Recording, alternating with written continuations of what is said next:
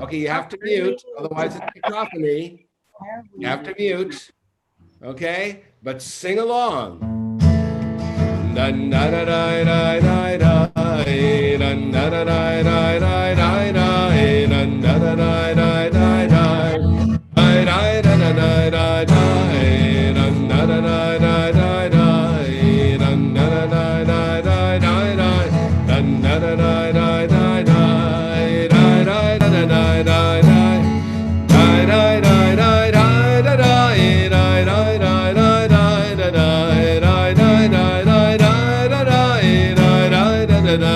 Again.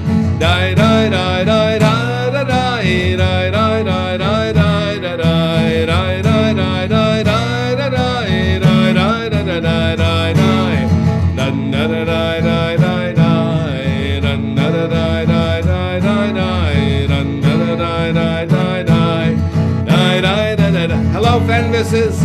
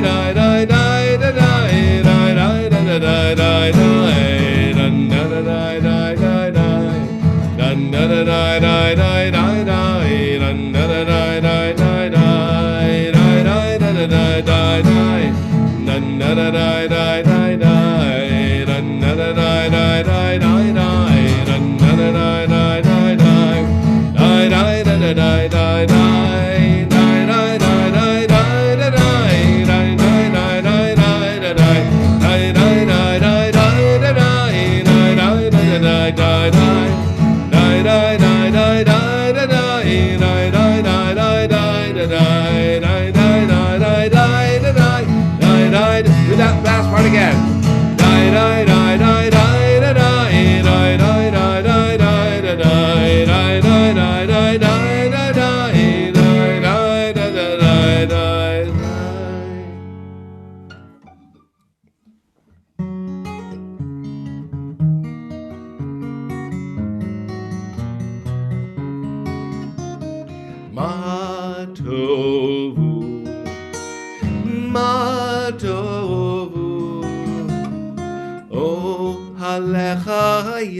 Yaakov, Mishkenotecha Yisrael, Ma Tovu, Ma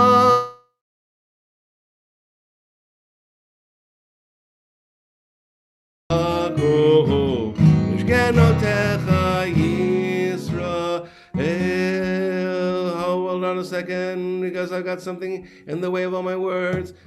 Vani berochastecha avo beitecha eshtacha ve'el kodshecha ve'yiratecha ma tovu ma tovu ma tovu alecha Yaakov mishkenotecha Yisrael, ma tovu, ma tovu, o alecha Yaakov, mishkenotecha Yisrael, Adonai ahavti, me'on betecha, u'mekom mishkan kivodecha, mishkan kvodecha, v'ani eshtachaveh ve'echra'ah erecha lifnei Adonai. Ma tovu, ma tovu, ma tovu, alecha Yaakov, mishkenotecha Yisrael, ma tovu.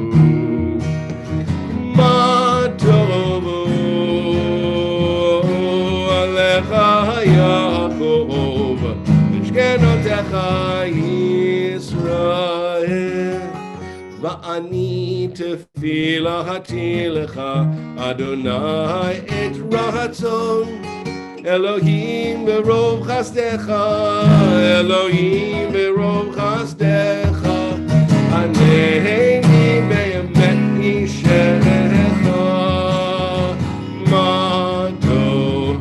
Ma tovu O alecha Yaakov Mishkenotecha Yisrael Ma tovu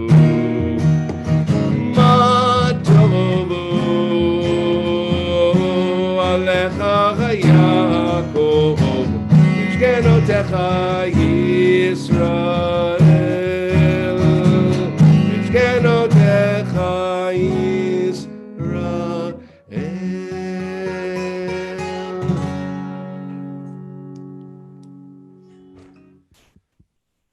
Please read with me.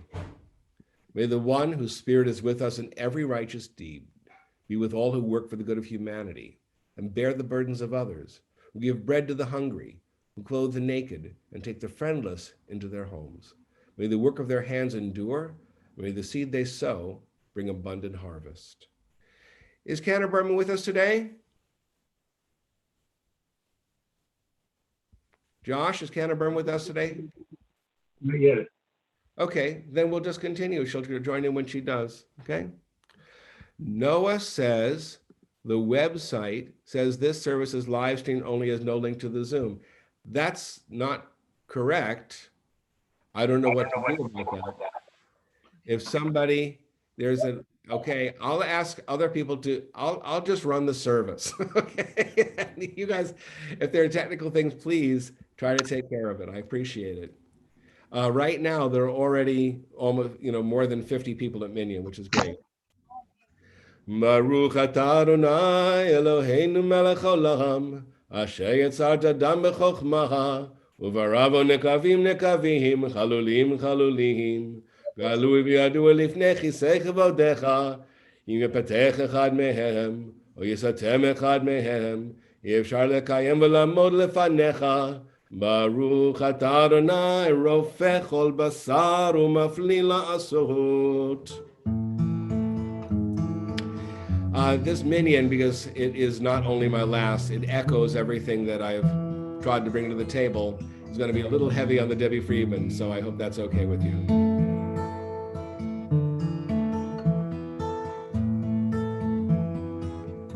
Hello. Oh, wait. We got another screen, Josh. Can you advance the page? No, sometimes I am. Well, yeah, if you were good all the time, you'd be. Next one, Josh. Elohai, Elohai, Neshama, Shenatata Biki, Teoragi. Elohai, Elohai, Elohai, Neshama, Shenatata Biki.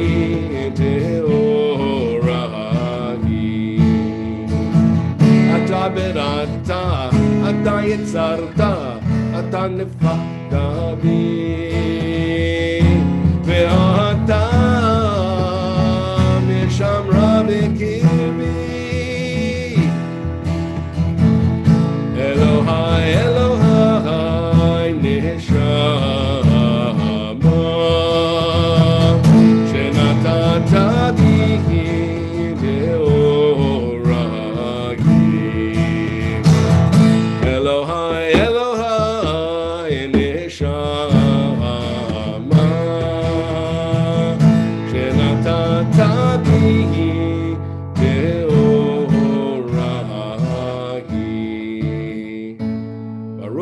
Adonai Shabbat Nefesh Kol Chai Ruach Kol Basar Ish.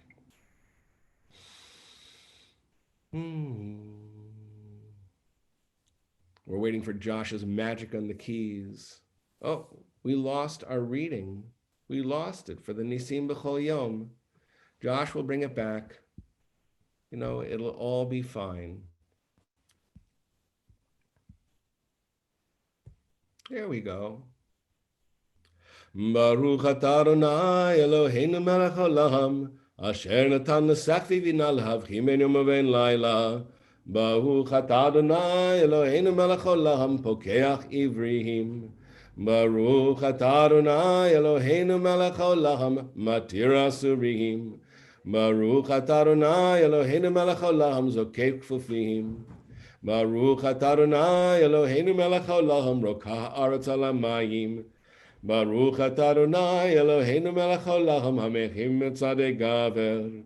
Baruch atah Adonai Eloheinu melech haolam, malbish aramim. Baruch atah Adonai Eloheinu melech haolam, anoten li ha'ev koach. Baruch atah Adonai Eloheinu melech haolam, hamavir sheina meinai udnuma me'afapai. Baruch atah Adonai Eloheinu melech haolam, shasani b'tzelem Elohim. Baruch atah Adonai Eloheinu melech haolam, shasani ben chorim. Baruch atah Adonai Eloheinu melech haolam, shasani Yisrael. Baruch atah Adonai Eloheinu melech haolam, ozei Yisrael b'gvura.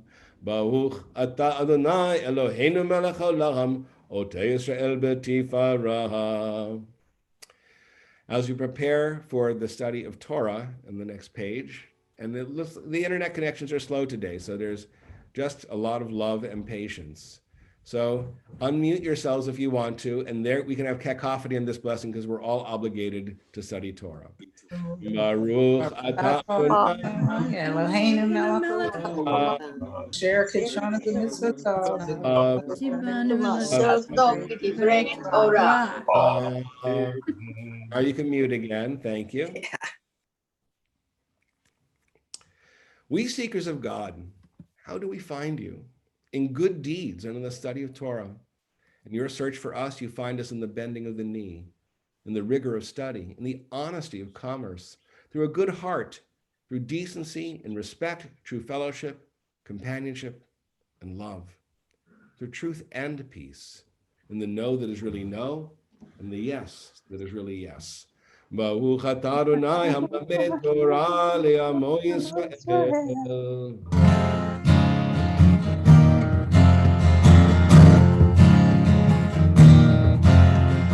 אלו דברים שאין להם שיעור, אלו דברים שאין להם שיעור, אלו דברים שאין להם שיעור, ואלו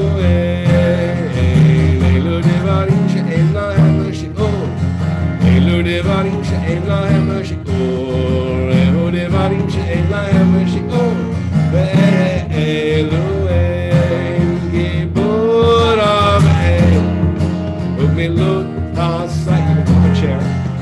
Hashkamat Beta, pull up a chair.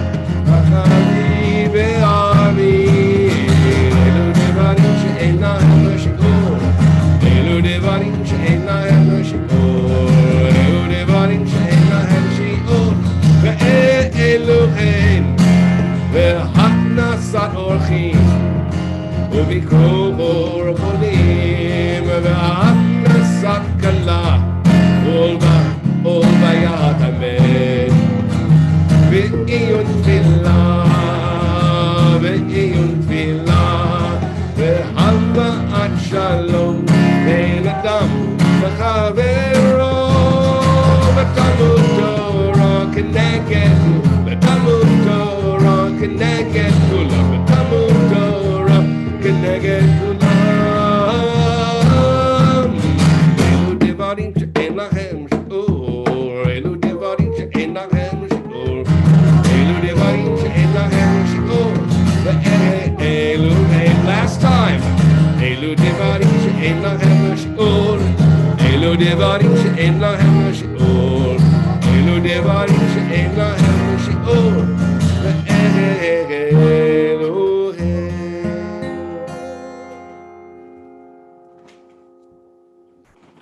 So you should all unmute again. We want to hear all your voices on the things that we do that are limitless. Together.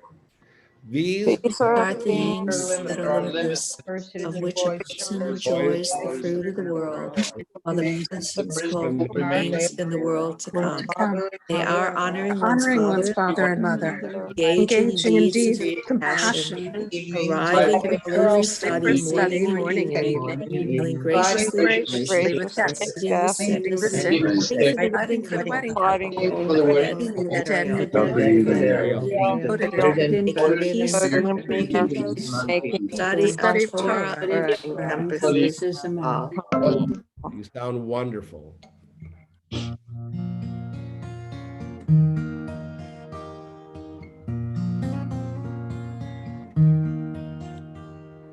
For our teachers and their students and the students of the students,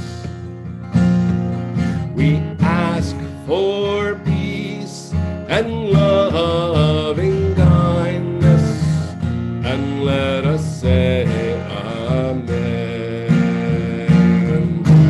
And for those who study Torah here and everywhere, may they be blessed with all they need, and let us say amen. We ask for peace and loving kindness, and let us say amen. We ask for peace and loving kindness, and let us say amen. We ask for peace and loving kindness, and let us say amen. We ask for peace and loving kindness, and let us say amen.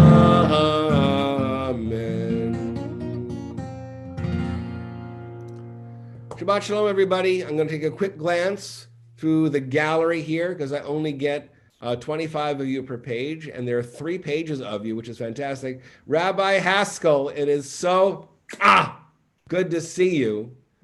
It's wonderful to see you. I see the logo of the IJS for Barbara and Larry. I know Monica's here too. So the question I'm going to ask is, most of us have been together on or off or continually for 32 years. And in this relationship, all of you have learned a bit of Torah.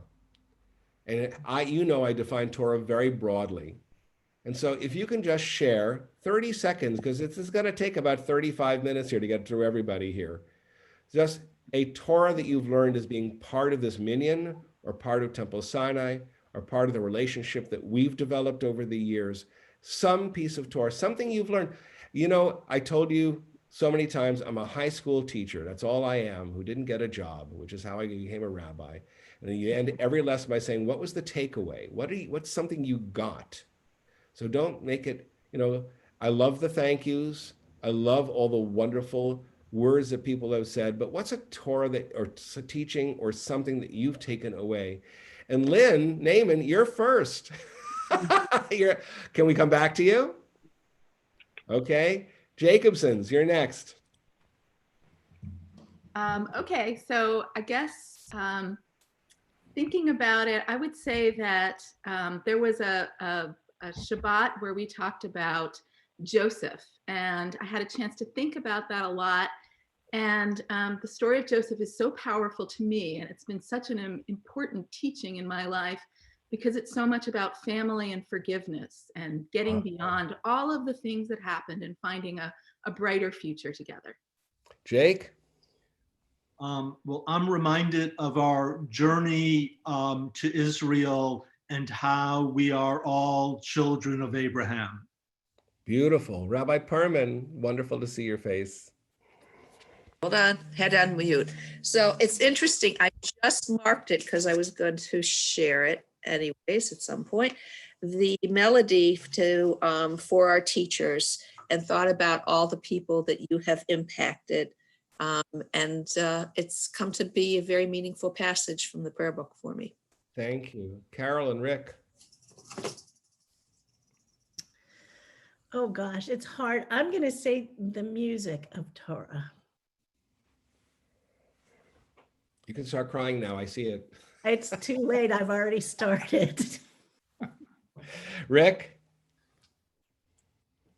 I think the journey itself has been such a wonderful, with you, has been so wonderful that one particular part is hard to pull out, but it's just been such a blessing to share the journey. I thought you were going to say the Torah of rebounding, but That's second. Toby and Flo, unmute. For me, it's just the general atmosphere of the Minyan and how we care for one another and how important that is. Toby? How important singing was to me for real involvement in the prayer. Is more emotional than anything else.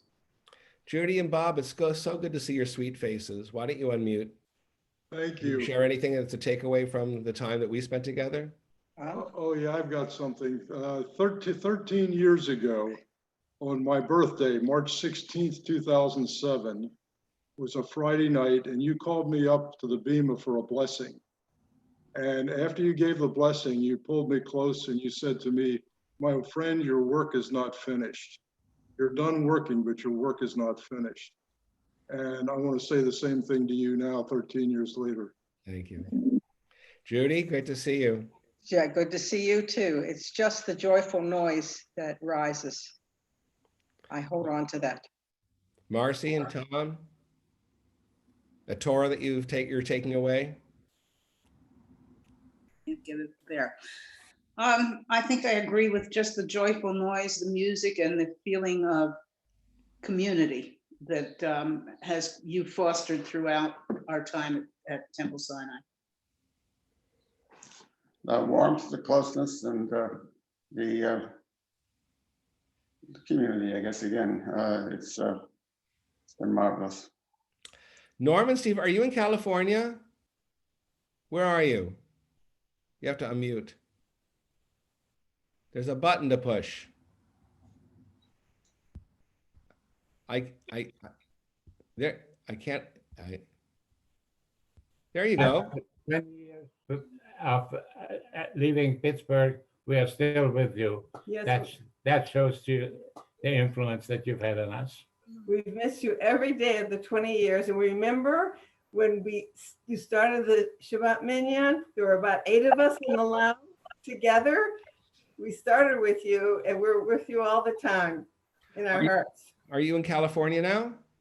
No, outside Washington, D.C. Okay, I just didn't want you to be up before 7 o'clock to come to Minyan. That's insane. Okay, Ruth Reboard.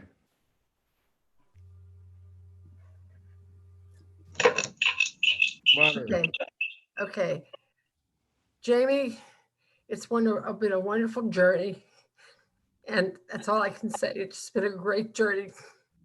Okay. As much as I love hearing your wonderful feelings toward me, I am asking about the Torah that you found. Is that Ann and Jenny Jackson?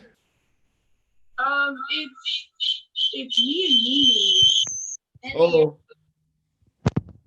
There's Yeah, something and wrong with the sound. is right here. Okay. All right, hang on. Mimi's gonna go first. I'm the oldest. I'm gonna go first. For me, it has always been the music, and I think the moment of Torah for me was the first time I heard Benji Ellen Schiller sing from our Bema, and I thought, I have heard an angel sing. And every time she comes, she renews my heart for music. Are you guys still in? Anything else, guys? Yeah, for me, it's just the music. I mean, whenever like we were together and we would just like sing, and especially at my bat mitzvah, like everyone, like all my classmates, like everyone in the congregation, teachers, you, Rabbi Corbin, and Karen Berman were just all singing together. And that was just, it was really powerful. Good. It was magical. It really was. I see pomerances. Hello, pomerances. Wait, can I? Ann Jackson. Yes, I didn't see her in the picture. I'm sorry. Hold on half a second. We're trying to socially distance. Here, it's Okay. Ann and Dave. So That's Ann's son-in-law who put his name on her computer somehow. So I got the music. Carol's music was a big deal. It's been a big deal about the Minyan and an adult view of God. So those would be my two that I take away that are very important in my life now. And hi, everyone. I missed you all. And I know this is supposed to be Torah related, so I'm going to try to put it where you do something nice for the wedding couple. That's part of our service. And Jamie, I'll always think of you for marrying Dave and I, and wish everybody the best. Back to Ann Jackson. Ann? Yep. Hi, can you see me okay? We see your mask. We were socially distancing. So the thing that really resonated with me about Minyan is the singing. And I think that surprised me a little bit because, you know, music's important, but it was never like a cornerstone for me. But being in Minyan and singing with everybody and singing with you and the melodies and the harmonies and the spirit, I really, really miss that. So thank you. That was really a gift. Yep. Bernbergs.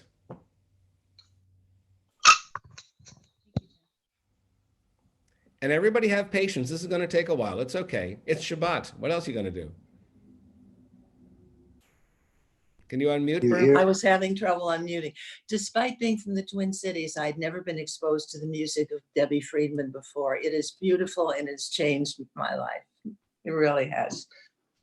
I will disagree with you, Rabbi, on one thing, that Lomei Torah must be joyfulness, otherwise it's work. And study should not be work. Okay, it's beautiful. Wonderful. Esther, can you unmute? Did you catch what? You had talked in another class that I took with you about the passage about the obligations. These are the things that are limitless. Mm-hmm. And we sing Elu Devarim, and that was encompassed in this service. And it represents teaching that you've given us in many venues, and that's what sticks in my mind. Bonnie, good morning. Shabbat Shalom. A Torah that you've taken away from the 32 years we spent together. Some kind of, hopefully a one-line Torah. Okay. I mean, everything, but also the social justice, Leviticus. There are just so many beautiful intersections of Judaism and social justice. Beautiful. Michelle Clark. Thank you. Unmute. No, Michelle? am I unmuted now? No, I can hear you. Okay. The consistent messages to do right by your community, as well as to take care of yourself. Beautiful. Bob Gelman. I've been a member of Temple Sinai for less than a year, so I'm the new guy on the block. I guess the piece of the Torah I remember is the time that 36 times it says, do not abuse the stranger. And that I remember. And just your general knowledge of the Torah, I will remember always. Wonderful. Rachel Kudrick, our gardener, our sacred gardener. Well, then I'm going to say it this. I was going to say delve deep, but to dig deep. The very first time I read Torah, I ended up with the story of Sodom and Gomorrah, and that was not pleasant. But I dug really deep, and I found a story of social justice. So to learn to really dig deep is something that I've learned. So there's a new person in the group, actually an old person, an older member, but can you introduce, and can you say hello to Rabbi Alicia Harris? Yay! Hello. Hi, Hi, Jamie. Hi, Minyan. I miss you all very much. You know, as I'm thinking about like, what is the Torah you've taught me? I learned so much from you the years that I worked for you, and then the subsequent years that I think the Torah you've taught me from this particular Minyan is the importance of being a text person.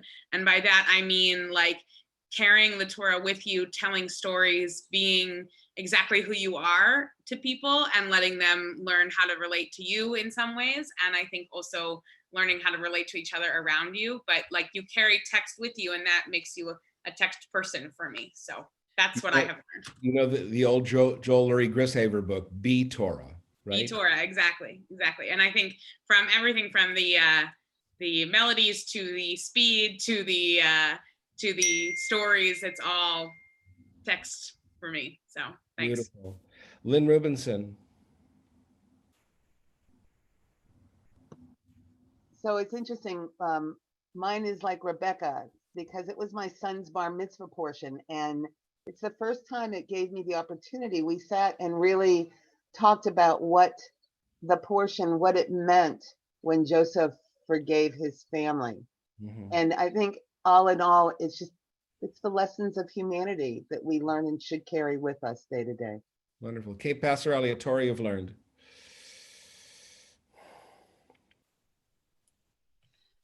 I always enjoy hearing you talk about the 3 pillars of Torah and the 3 pillars of Judaism. That's always one of my favorite things that I hear you talk about. And it's always something that I carry with me. So that's my thing. So you could do a lot worse than just to carry those. Okay, Kathy Droz from the tropics. What I have learned, and I think your stories have taught me that Torah is everywhere, and that the study of Torah encompasses all of our lives. And for that, I thank you. We just finished our Torah study before Minyan, and we ended it with Ben Bagbag, Hafoch ba v'hafoch ba v'kuleba. Turn it over and turn it over because everything is in it. Lori Mulvey. I think that turn it over is part of what I was thinking. The amount of analysis of the Torah was really new to me. I never had studied like that, and that was wonderful and really eye-opening. And I just think the whole experience over the last, I guess for me, 16 years. See, now you're making me cry. Just has made me a better person. Thank you. Is Josh Donner? Your picture isn't up. It's just a blank. That's me conserving bandwidth. Okay. My favorite line of Torah from Exodus was it for one of graves in Egypt that you brought us to die in the wilderness? And Jamie, something you've taught me is to make sure to say what's on your mind, but do it with humor. Good. Kara Snyder, so good to see you.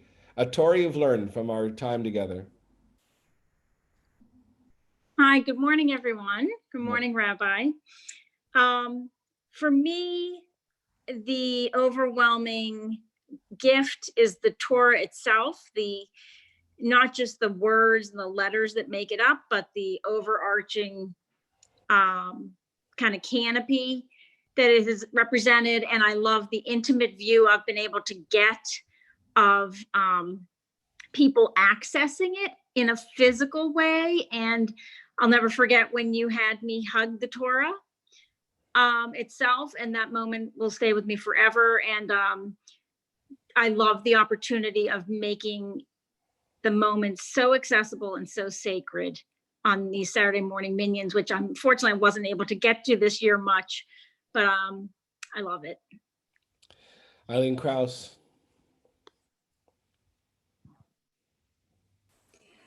I really have appreciated learning about the Torah from Mother Gibson, about anything worth doing is worth doing poorly.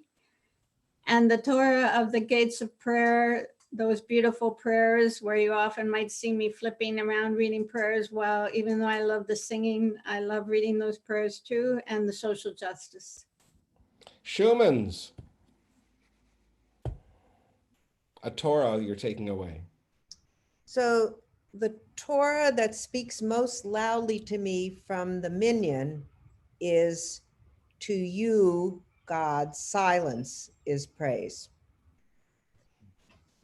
To me, it's the community that you've created, particularly during these tough times. I think of the words of that great Jewish sage, that this community provides shelter from the storm. Absolutely. Paul Pitts. Hi, Paul.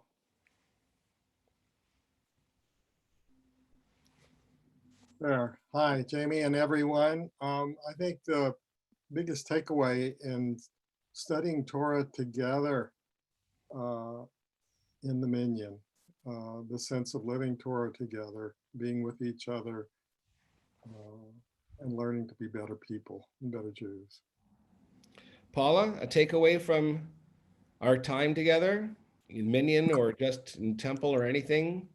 I think it's been said before, but it is truly a sense of community that I've never experienced anywhere I've prayed before. And I take that with me wherever I go, and just caring about everybody in that community. Thank you. I thought you were going to say Torah is babka, and babka. Well, it is challah. I have learned about the true expression of making challah, and I take that to heart every week. Liz Miller, good to see you. Let me see if I can actually unmute. You're unmuted. Oh, I'm unmuted. Oh, perfect. Perfect. Good morning, everybody. Such a joy to be here. And I think Rabbi Jamie, for in terms of important Torah portions for me would be Toldot, which was the Torah portion I got to read as I had already become a bat mitzvah with the adult B'nai Mitzvah group, but had taken on wanting to push myself a little bit further in terms of reading more of a Torah portion. And Rabbi Gibson was so willing to work with me on digging deeply into that text. And I am incredibly grateful to you for being part of that journey. Elaine Leskold. Hello. Hello. I am thinking about when I was first learning to read Torah and I was practicing with Rabbi Simons, and he said, that was good, but now read it like you're reading actual words. And so I learned to use my voice more fully, to trust my voice, and to speak truth to Torah. Noah? Noah. A takeaway from 32, from the time that you've experienced at Temple Sinai as a takeaway? I think the main one that came to mind was sitting after a song or a prayer and breathing and looking within myself to listen to that still small voice. It's beautiful, beautiful, Noah. Mike Kalura and Adam. Adam's doesn't have to say anything. Adam's 3 weeks old. A little fussy right now, so he might join in. Okay. I guess I don't have any one Torah portion per se, but the thing that I can take away that I think of when I think of my time learning and praying with you is that we don't take Torah literally, we take it seriously. And again, I don't mean you have to name a parsha. And to welcome back Rabbi Patty Haskell, dearest of dear to my heart. Well, I guess the burning bush, that we should open our eyes, that I should open my eyes and my heart to the mystical in the everyday. And more importantly, that the Minyan taught me that there's comfort in community and open-heartedness and friendship and connection. Beautiful. Karen Mullenberg, or Mom's Phone as she's called.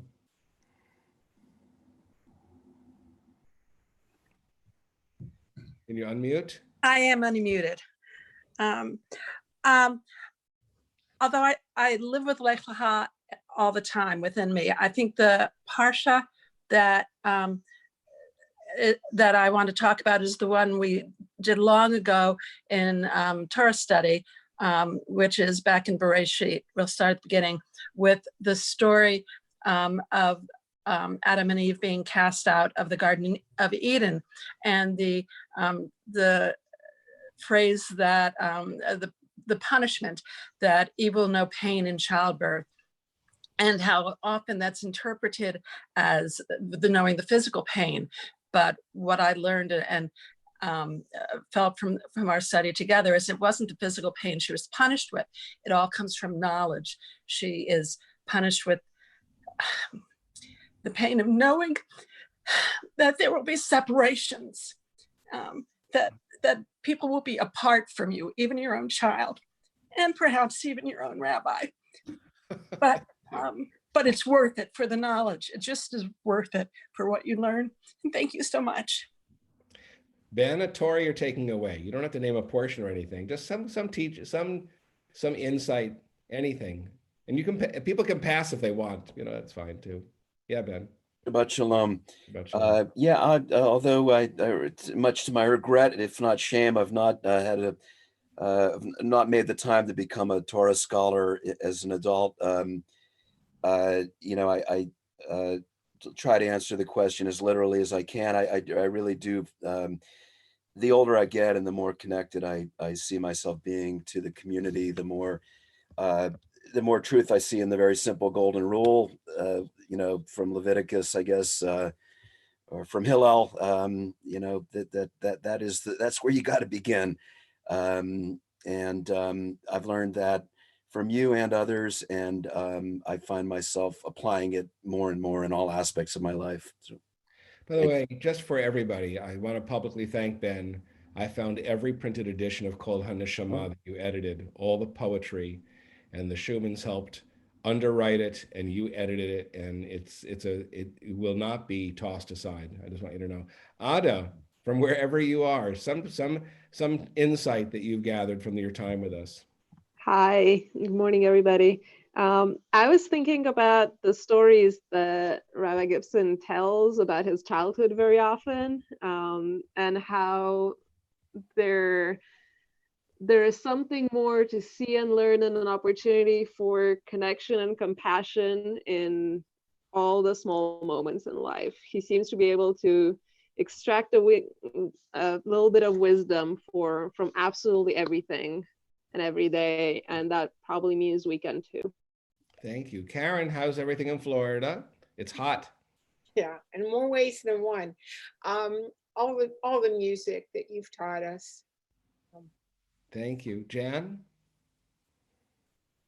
I think it's the acceptance of each person, where that person is, and then the kindness. And both of those are things that you personify as well as teach. You know, you could do a lot worse in life if you just walked around with the Torah of kindness. Joe, you're up. Is Joe? No, Joe Winkle. Hate before beauty this time. Jamie, it's been the ability to actually study Torah, and in an open way, which I had never been able to do before with anyone else. And even if I don't remember the next day, it builds over time. So I am hopefully a lot smarter than I was 32 years ago. I sure really do hope so. But you have blessed me with being able to learn. Thank you. Jody. Unmute. I've never said the word unmute more in my life than I have the last 3 months. I just want you to know that. Can you unmute, Jody? You're still muted. Jody, you're still muted. They sent the message that they can't unmute, I think. There you go. All right. Did I unmute? You're unmuted. Okay. I can't see me though, but that's okay. That's actually, I'm seeing you, which is much better. I grew up, Mimi and I grew up going to young people's synagogue. We did not sing. We didn't do, I learned about and grew to love Judaism from walking in the door of Temple Sinai starting in 1994. And it grew exponentially through song and through absolute unconditional acceptance and love. And there are more than two times that I felt that, but one in particular. And since Rabbi Haskell is on with us, hi Patty, remembering back to 1998 when we did our Shabbat morning service at the top of Masada. And my last comment is that from the beloved Barbara Gibson, singing is praying twice. Joe Manich. Okay, you taught me, and I've learned through this group how to study with community and how to feel compelled to get up early in the morning on a Saturday and travel from the South Hills to be with this wonderful group of people that you have assembled here. I thank you very much for that, and I thank the group for accepting me and having me here. The group is a Torah. Schwartz's. You're doing fine. Okay. We are all doing fine. I'm reminded in my 75 years of that when we cross the river or a stream, that the waters are always different, and as we repeat the Torah every year, we see new things. You can never step in the same waters twice. Heraclitus, Greek thinker. Carolyn. The aspect of Torah that's most meaningful to me is the parts that talk about how we should treat our fellow man, and its behavior that you have modeled for us in terms of working with other Jewish communities, working with the interfaith community, and working with our own community here at Temple Sinai. I appreciate that. Thank you. Laura Fell. I don't want to cut anybody off, but we have many prayers to pray. We have many songs to sing yet today. So music first has taught me Torah and connection. And secondly, the community that we have built is living Torah, embracing one another in good times and challenging times. Selma, are you in New Mexico? You got up early for Minyan? You win, as far as I'm concerned. Can you unmute, Selma? There is a button. If you can't unmute, we're just going to love you from afar, okay? Everybody wave to Selma, please. Please wave to Selma. Gordon's. You taught us how to study Torah. You showed us how to live Torah. Well, I'm going to sound very boring, but I'm going to echo what a lot of people have said. The sense of community, both within the Minyan and also to larger communities, both the Jewish world, the klal, that we're responsible. And in the Torah, we learn over and over that what the community does reflects on every person. But also, you have really embraced for us the idea of the ger, that it's beyond the Jewish community, that our responsibility is for all communities. So I get to see Eileen, Leah, and Kip at the same time. And what a delight, what a bracha that is for me today. Just a Torah that out of the 32 years we spent together that you're walking away with. Good teachers always ask about the takeaway at the end of the lesson. I'll go first. I think instead of a specific Torah portion, it's just not a portion, just whatever. Okay. Torah. You taught how to read the Torah, and instead of using it as necessarily a rule book, rather as more of a cheesecloth or a filter through which to put all aspects of my life. You know, I've never in all of my years heard Torah compared to a cheesecloth. You are always been an original thinker. Kip? Rabbi, you have been with the Torah a connection for me between my Jewish past and my Jewish present as an activist and as a teacher. And I thank you for that. Eileen? And so I echo the people who have said that the song has filled the song and the singing that you have shared and with Debbie Friedman has filled my soul. But the specific teaching is something which I really did learn only after being a member of Temple Sinai, but which you have emulated, which is the Pirkei Avot. It is not your responsibility to finish the work of perfecting the world, but you are not free to desist from it either. And you have done that. Live by it every day. Bob and Aya. I'm going to open the window behind me, so I'm not knocking out on you. Go on. Okay. About the Minyan, three aspects of it. And by the way, we have an old Shabbaton behind us. Yes, I see. That's why I'm disappearing. So first, the singing. Yes, that's always the singing. Also, the various, speaking of Torah, I'd say that Torah is not easy. Torah is hard. But I've learned a lot from the different ways that the different ones of us who read Torah do their Dvar Torah and how their personality comes out in what they say. And I think that's been wonderful. And leading from that, I wanted to say that you started the Minyan, Jamie, but it is for us, our Minyan, that we keep going, and we are certainly going to want to keep going. Bob, morning. Morning. So I would say that what I learned from the Minyan is that being a Jew is being a member of community. Wonderful. Hey, Kathy Bartolomucci, you're a relatively recent addition to our ranks here. Did you want to say anything? Yes, I do. Can you hear me? Yes, perfectly. I just want to first of all say I'm so grateful that you've allowed me to join you in the study of the Torah. The music is absolutely beautiful, and I love hearing you sing. But I especially love, Jamie, I love hearing your stories and the life lessons you share with us. Your messages always relate to how we should live our lives.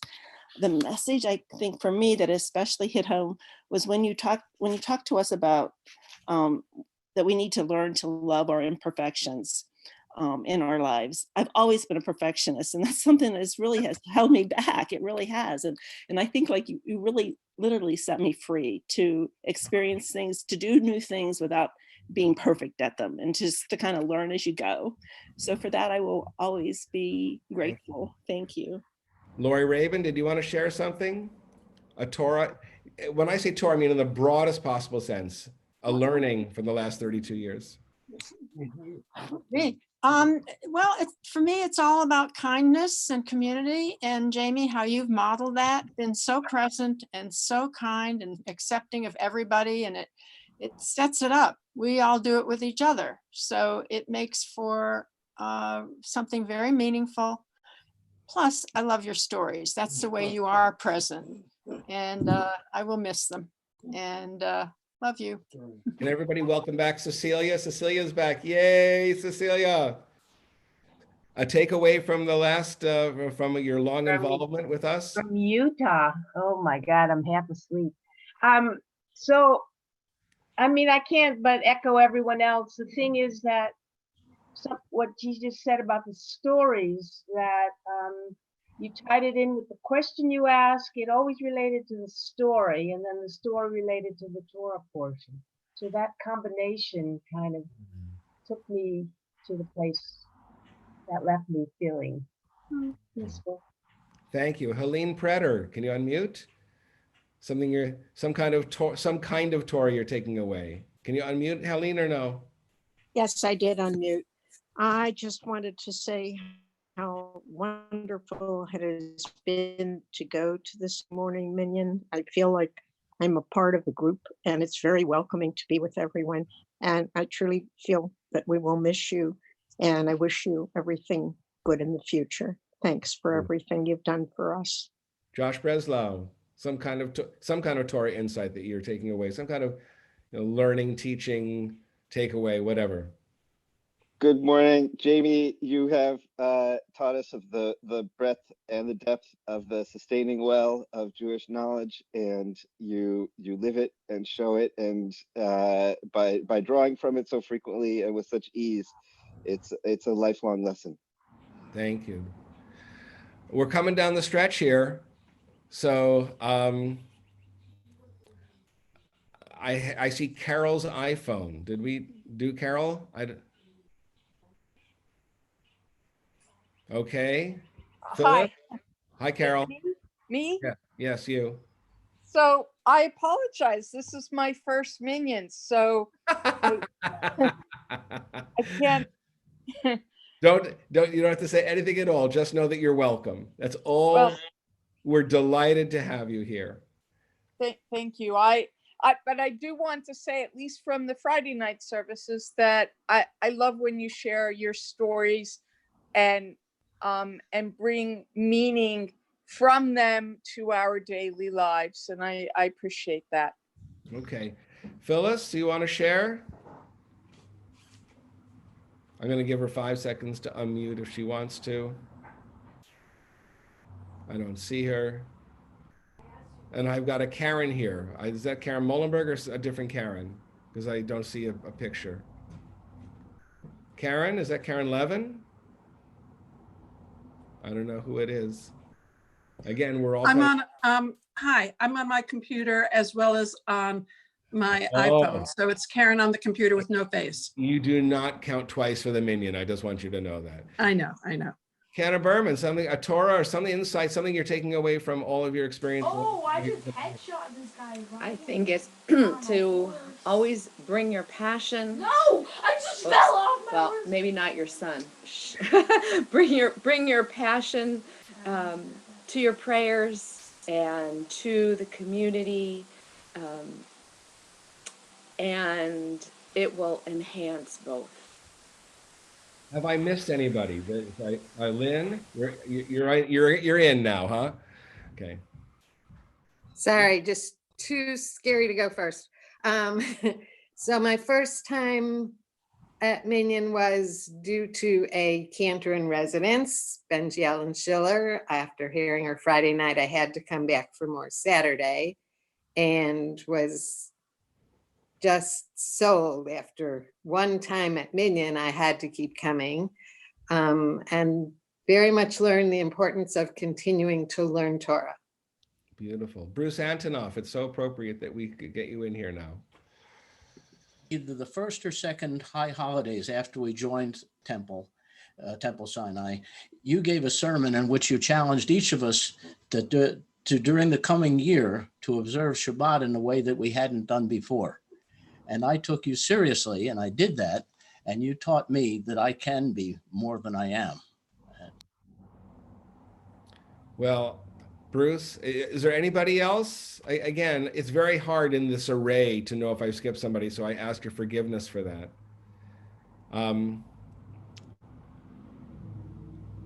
You taught me the Torah of your smiles.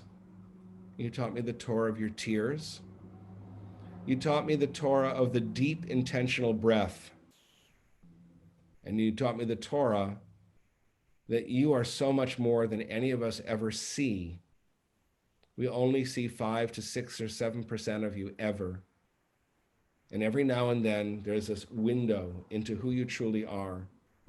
And that Torah has enriched my life immeasurably. And I thank every one of you for that. So there's only one thing to do now, which is sing. And so I'm going to ask Canna Berman to lead us in the Baruch She'amar. I'm going to ask you to mute again so we are not cacophonous. And we go on with with songs that we always do. Sorry. So I was just thinking as Rabbi Gibson was finishing up after all of all of this sharing, and this is such a beautiful transition, Rabbi, that you've made. The next selection is Baruch She'amar, which begins with "Blessed is the one who spoke, and thus became the world." And with all of our speaking and all of our sharing, we also create a really sacred world amongst ourselves. Baruch She'amar v'haya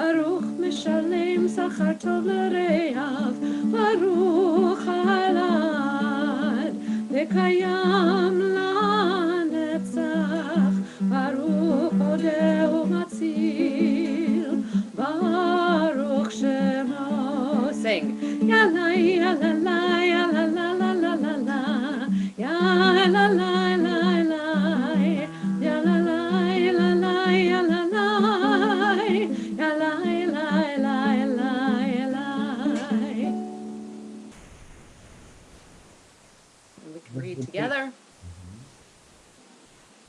Baruch atah Adonai, melech v'hulal b'tishbachot, and we read together as Tanner Berman said. Hareini, together. Hareini mizamen, et pi lehodot ulalel ulashabech et bori. With this do I prepare myself to thank, praise, and glorify my Creator. Blessed are you, sovereign of life, whom we praise with songs of glory.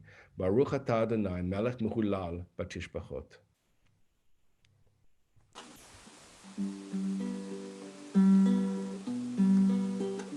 Mizmor shir leyom HaShabbat. Mizmor shir leyom HaShabbat. Tov lehodot l'Adonai, ozamer l'shimcha elyon. Lehagid b'boker chastecha, b'emunacha b'leilot, alei asur v'alei navel, alei higayon b'chinor. Lehagid b'boker chastecha, b'emunacha b'leilot, alei asur v'alei navel, alei higayon b'chinor. Mizmor shir leyom HaShabbat. Mizmor shir leyom HaShabbat. Tov lechodot l'Adonai, uzamer l'shimcha elyon. Lehagid b'boker chastecha, b'emunacha b'leilot, alei asur v'alei navel, alei higayon b'chinor. Lehagid b'boker chastecha, b'emunacha b'leilot, alei asur v'alei navel, alei higayon b'chinor. Tzadik atamar yifrach, keres b'alvanon yizkeh, shetulim bebeit Adonai, b'chatzrot Eloheinu yafrichu. Or yenun v'seva, t'shenim v'rananim yiyu,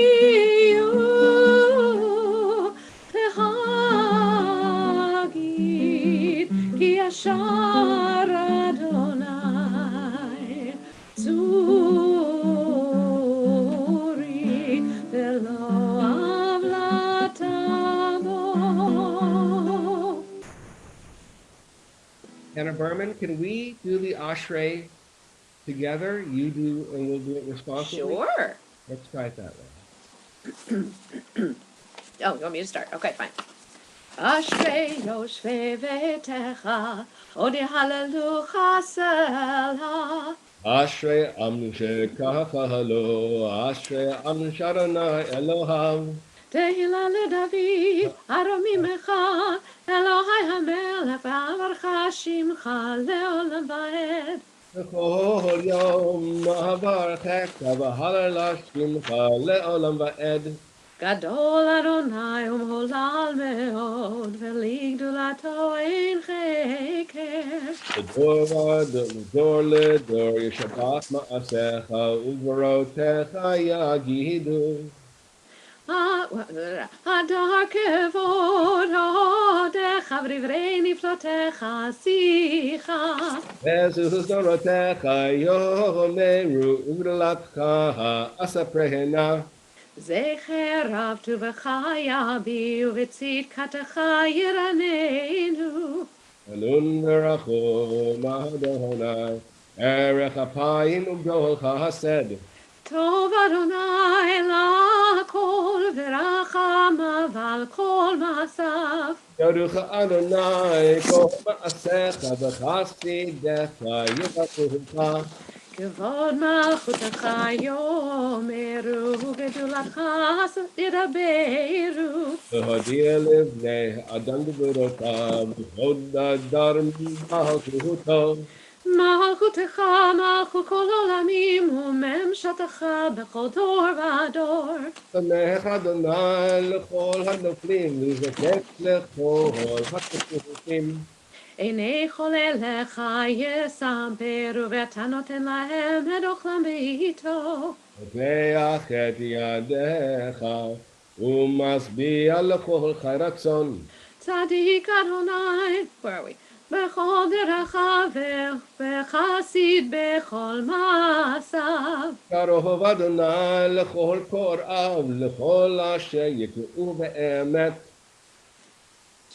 רצון יראיו יעשה, ואת שבתם ישמע ויושיעם. אומר אדוני את כל אוהביו, ואת כל הרשעים ישמיד. תהילת אדוני ידבר פיו, יברך בשר שם קדשו לעולם ועד. ואנחנו נברך ימי אתה ויד עולם. Hallelujah. Now, this is challenging because one of the things that makes Shabbat for me is to hear all of you sing on this Hallelujah. But you know something, we've sung it so many times over the years. I can see your faces. And so what I'd like to ask Josh to do is to not put up the words. I'd like everybody to see everybody's faces, and so far as you can. And if you don't remember the words, the hallelujah is sufficient. And when I see your faces, I'll know the sound of your voice, and I'll hear you sing with me one last time.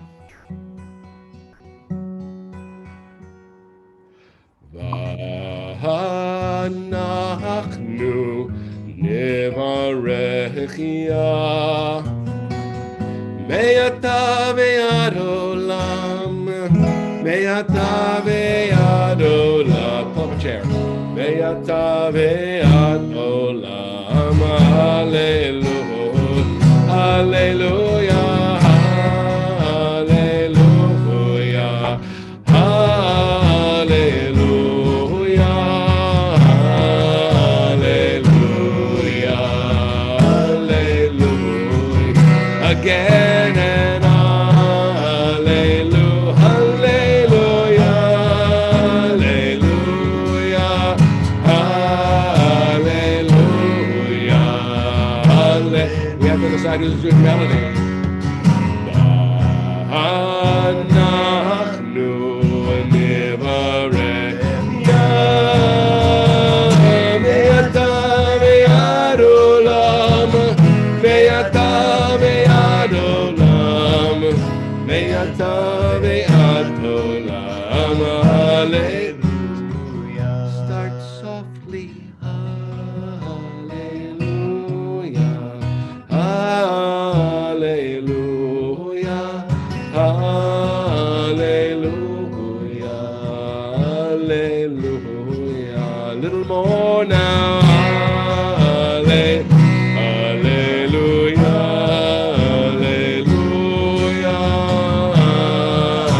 Hallelujah. Hallelujah. Let it build. Here we go. And hallelujah. Hallelujah.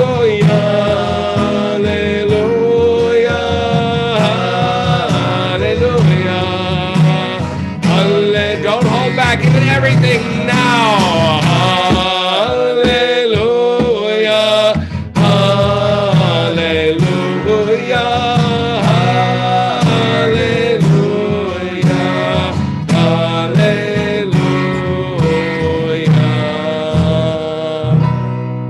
We both want melody. David, we're going to continue with Psalm 150. Okay.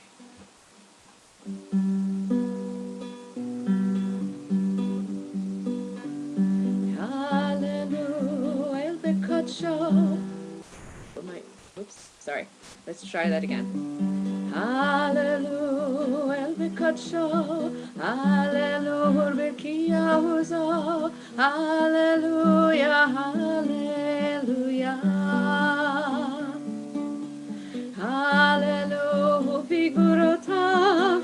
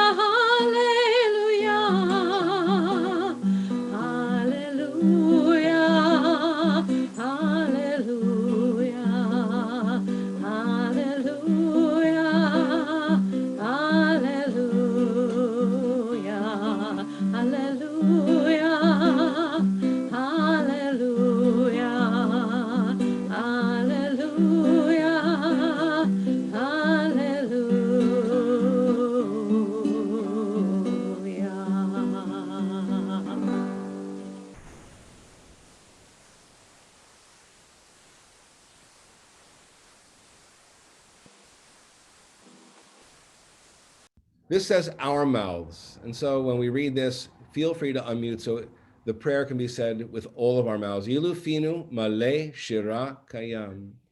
Even if our mouths were full of song and our tongues full of praise in countless ways, and our lips full of prayers as wide as the heavens vast, for our eyes to shine like sun and moon, our hands to spread out like eagles, and our feet swift like young deer. Thank you, Never thank thank you, you, Adonai, our God and ancestors. our Bless your name Bless your from name 10,000 of the many myriad myriad times favors to our ancestors ancestors and to us. Okay, now you can mute again. Thank you.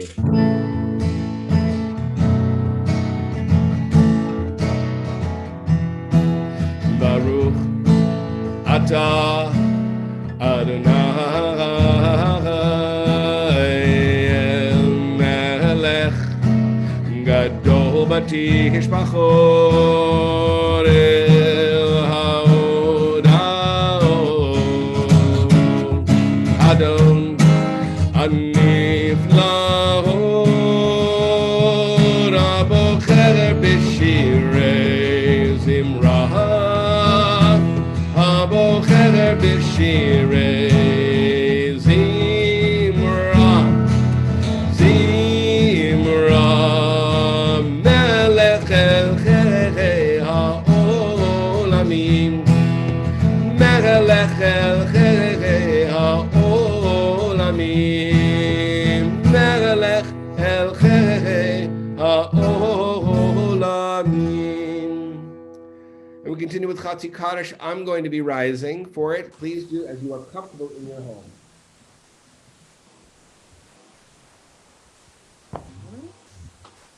Yikadal v'yikadash neraba v'yalamad yivrakhrute v'yamlich machute v'chayichor v'yomechor v'chayed chol beit Yisrael b'agala b'agala u'bizman kari v'imeru Amen.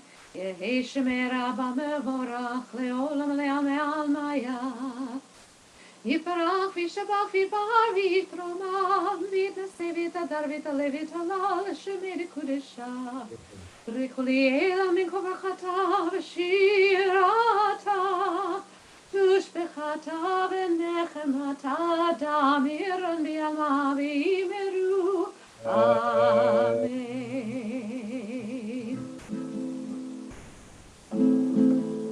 יאללה לה Ya la la ya la la la la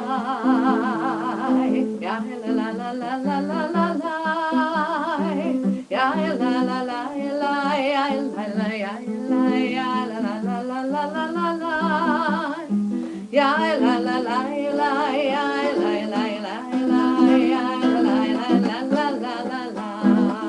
Let's do it again. Ya la la ya la la la la.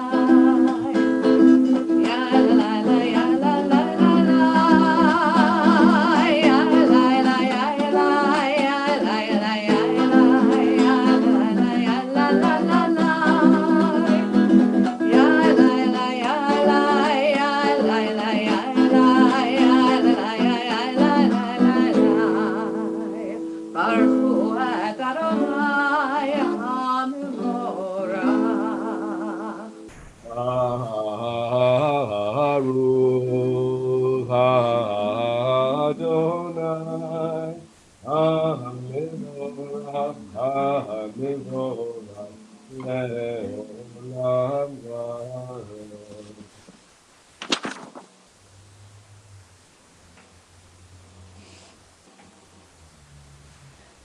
And let's continue together. Baruch Ata Adonai Eloheinu Melech HaOlam Yotzer Or V'rei Choshech עושה שלום ובורא את הכל, המאיר לארץ ולדרים עליה ברחמים, ובטובו מחדש בכל יום תאמיר מעשה בראשית. מה רבו מעשיך אדוני, כולם בחוכמה עשית, מלאה הארץ קנייניך. יתברך אדוני אלוהינו, על שבח מעשה ידיך, ועל מאורי אור שעשית יפארוך סלע. אור חדש על ציון תאיר, ונזכה כולנו מהרה לאורו. ברוך אתה אדוני, יוצר המאורות. In English, please read at home along with me. How deeply you have loved us, Adonai, our God, gracing us with surpassing compassion, on account of our forebears whose trust led you to teach them the laws of life. Be gracious to us, teaching us as well. O merciful one, have mercy on us by making us able to understand and discern, to heed, learn, and teach, and lovingly to observe, perform, and fulfill all that is in your Torah.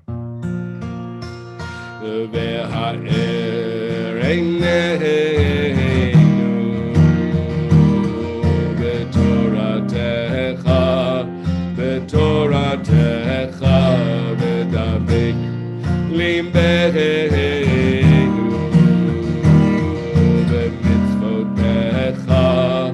במצוותיך ויחד לבבנו לאהבה שמך ולא נבוש ולא נקלם ולא ניכשל לעולם, לעולם ועד. כי בשם קודשך הגדול והנורא, בטחנו נגילה ונשמחה, ונגילה ונשמחה בישועתך.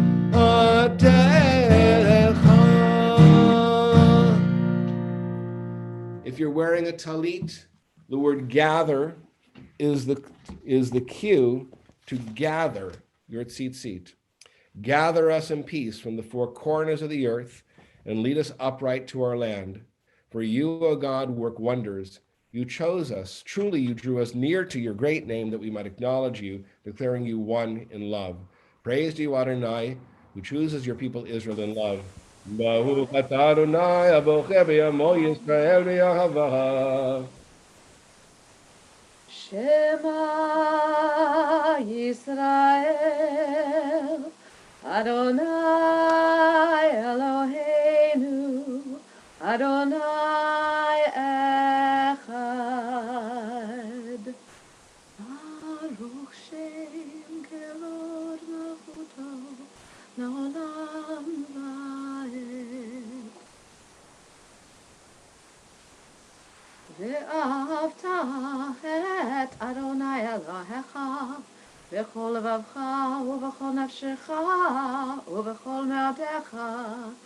והיו הדברים האלה אשר אנוכי מצווך היום על לבביך, ושיננתם לבניך ודיברת בם. בשבתך בביתך ולכתך בדרך ובשוכבך ובקומך, וקשרתם לאות על ידיך והיו לטוטפות בין עיניך, וכתבתם על מזוזות ביתך ובשעריך. ויאמר אדוני אל משה לאמור, דבר אל בני ישראל ואמרת עליהם, ועשו להם ציצית על כנפי בגדיהם לדורותם, ונתנו על ציצית הכנף פתיל תכלת, והיה לכם לציצית, וראיתם אותו, וזכרתם את כל מצוות אדוני ועשיתם אותם, ולא תטורו אחרי לבביכם ואחרי עיניכם, אשר אתם זונים אחריהם.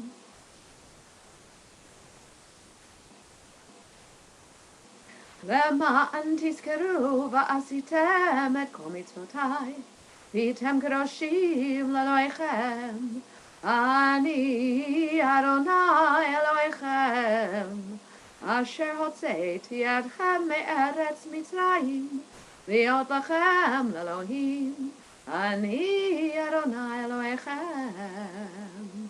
אמת.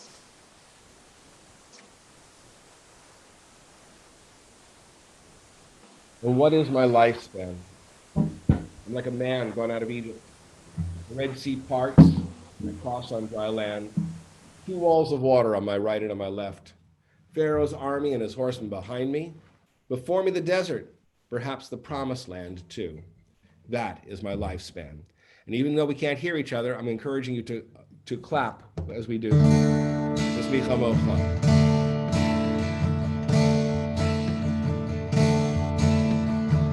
מי כמוך באלים אדוני, מי כמוך נדר בקודש, מי כמוך באלים אדוני, מי כמוך נדר בקודש. נורא תהילות עושה פרלה, נורא תהילות עושה פרלה.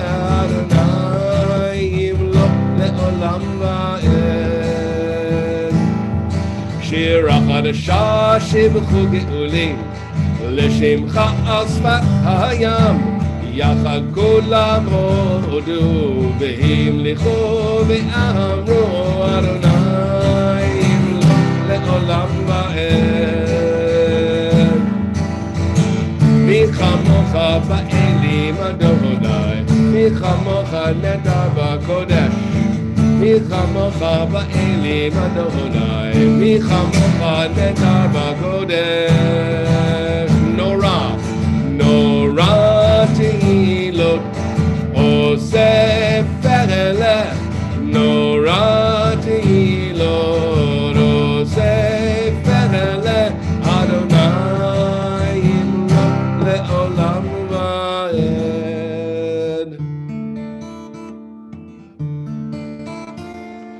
צור ישראל, קומה בעזרת ישראל, ובני גנותך, יהודה וישראל. נועדנו אדוני כמותנו, קדוש ישראל. ברוך אתה אדוני, גאל ישראל.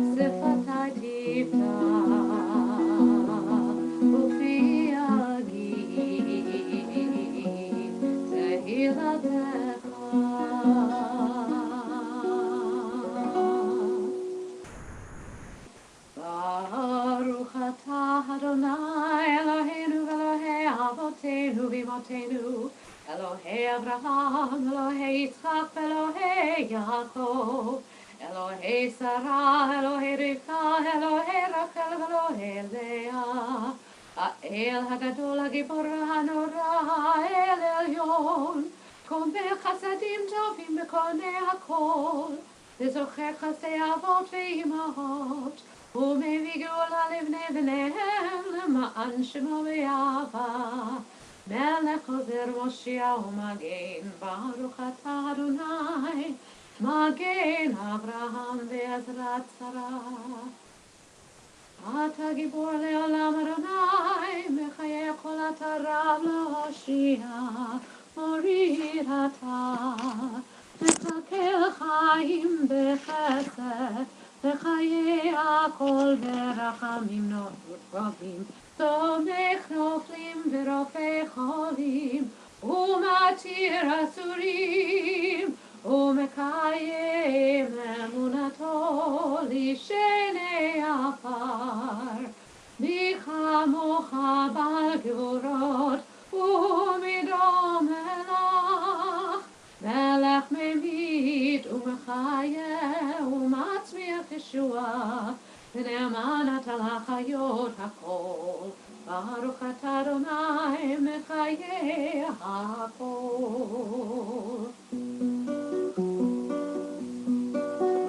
נקדש את שמך בעולם, כשם שמקדישים אותו בשמי מרום, ככתוב על יד נביאך, וכרז זה ויאמר, קדוש קדוש קדוש אדוני צבאות, מלוא כל הארץ כבודו. אדיר אדירנו אדוני אדוננו, מאדיר שמך בכל הארץ, ברוך כבוד אדוני במקומו. אחד הוא אלוהינו, הוא אבינו ומלכנו, הוא מושיענו והוא ישמיענו, ברחמיו לעיני כל חי. אני אדוני אלוהיכם, ימלוך אדוני לעולם, אלוהייך ציון, לדור ודור, הללויה.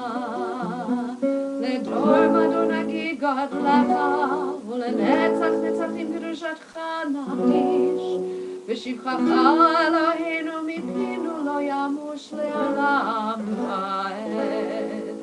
ברוך אתה אדוני האל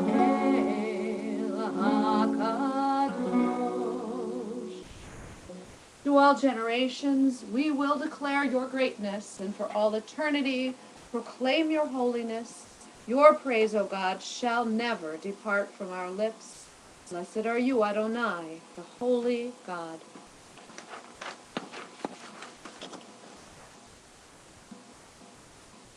All right, here we go.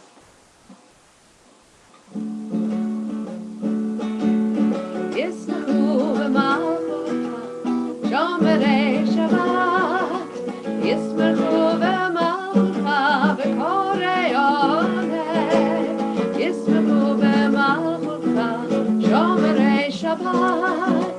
Yisrahu v'malchucha, v'korei onei. Let's do it again. Yisrahu v'malchucha, shomerei Shabbat. Yisrahu v'malchucha, v'korei onei. Yisrahu v'malchucha, shomerei Shabbat. Yisrahu v'malchucha, v'korei onei. Amekadosh shmi, kulam yisma'u v'yidanu mitubecha, ashri ratzita bo, v'kidashto. Yisrahu v'malchucha, shomerei Shabbat.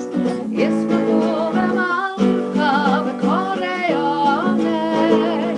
Yisrahu v'malchucha, shomerei Shabbat. Yisrahu v'malchucha, v'korei onei. V'emdat yamim oto karata, zecher l'ma'aseh, zecher l'ma'aseh v'reshit. V'emdat yamim oto karata, zecher l'ma'aseh, zecher l'ma'aseh v'reshit. Yisrahu v'malchucha, shomerei Shabbat. Yisrahu v'malchucha, v'korei onei. Yisrahu v'malchucha, shomerei Shabbat. Yisrahu v'malchucha,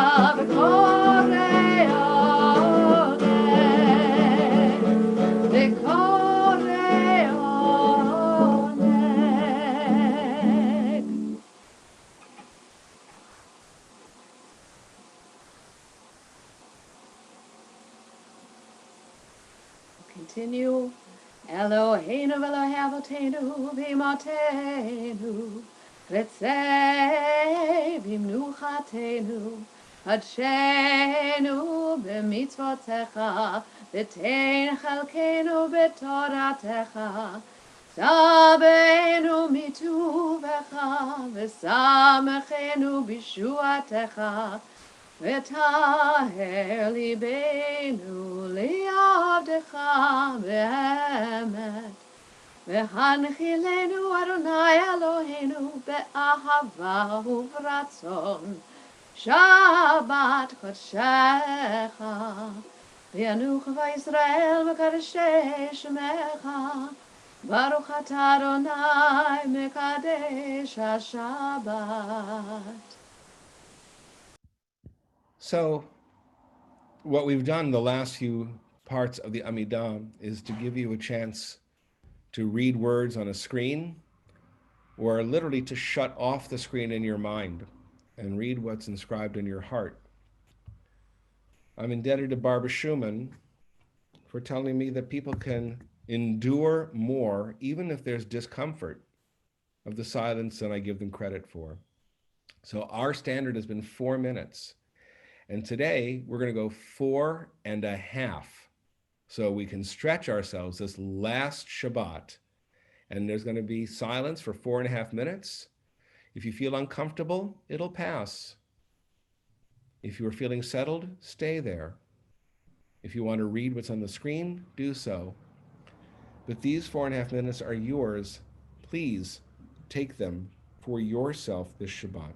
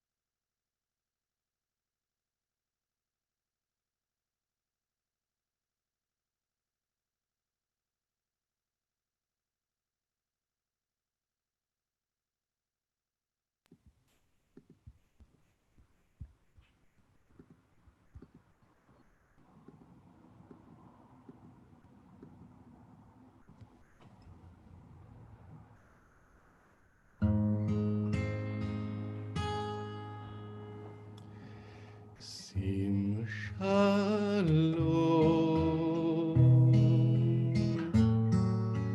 Tova Uvracha Sim Shalom Tova Uvracha Sim Shalom Tova Uvracha Sim Shalom Tova Uvracha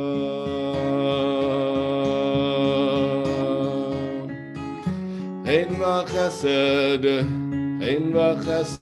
v'rachamim Ein v'chesed v'rachamim Sim Shalom Tova Uvracha Sim Shalom Tova Uvracha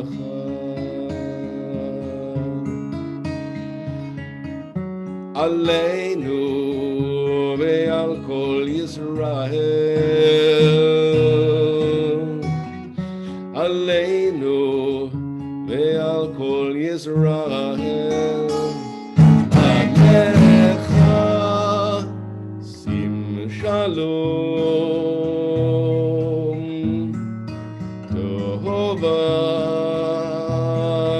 Uvracha Sim Shalom Tova Uvracha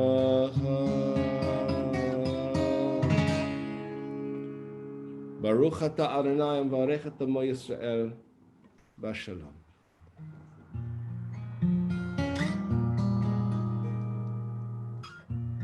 Hi, Eleanor.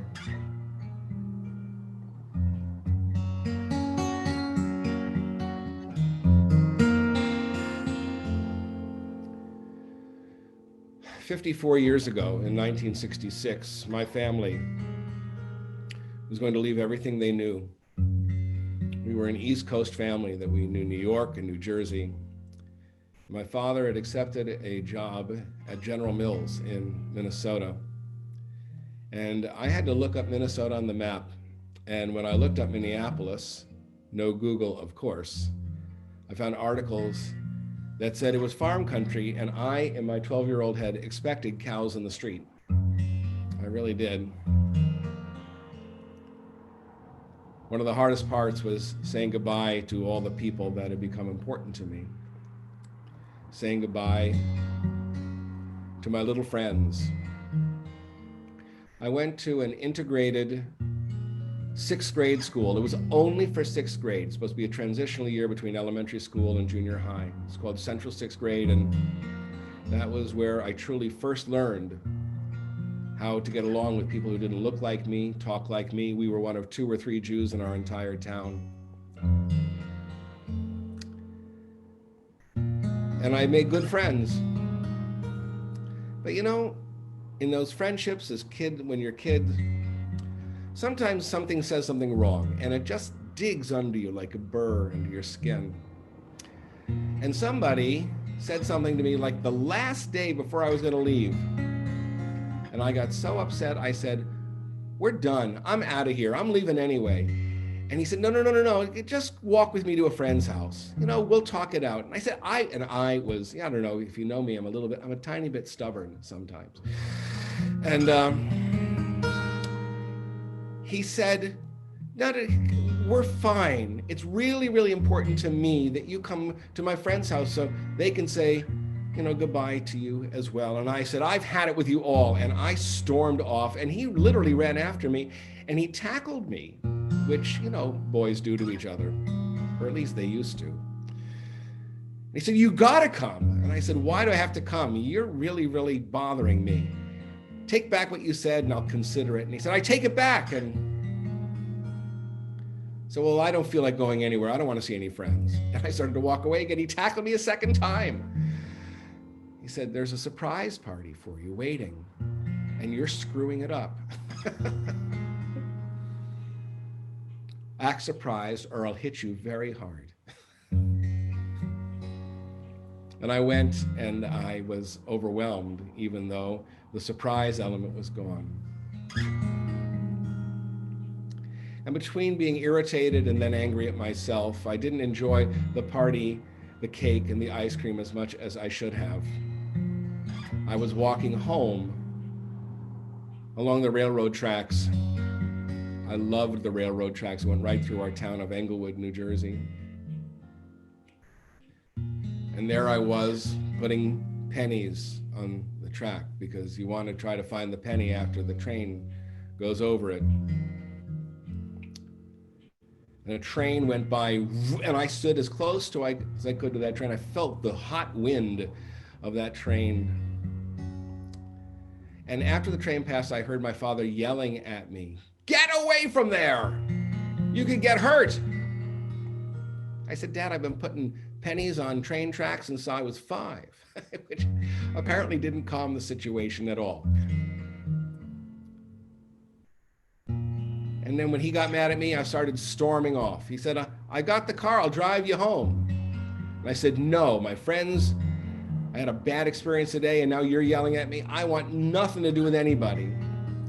And he literally drove 1 mile an hour as I was walking along the edge of the railway there. And finally he parked the car. There was a parking space near there. And he got out to walk with me. And he asked me a question that I remember to this very day. He said, "Jamie, when will this day come again?" And I said, "Well, that's easy, next year." He said, "Well, no, add the year number to it." And I go, "Oh, well, how about next week?" And it wasn't going to be next week, and it wasn't going to be next month. And it dawned on me, he literally saw it on my face. I said, "Dad, this day is never going to come again." It's a lesson that has stuck with me. That even at a time when I'm saying goodbye to you, the dearest people in my life, I will cherish every moment we are spending now. Because this day will never come again. No matter where I go for Minyans, no matter where I pray in Jerusalem, I will carry you with me. And I will remember this moment. And even though it will not come again, it will remain alive and loving in my heart as I hope and pray that part of me remains alive and loving in your hearts.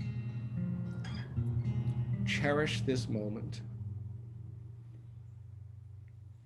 Cherish this day. Because as my wise father, Alav Shalom, said, this day will never, ever come again.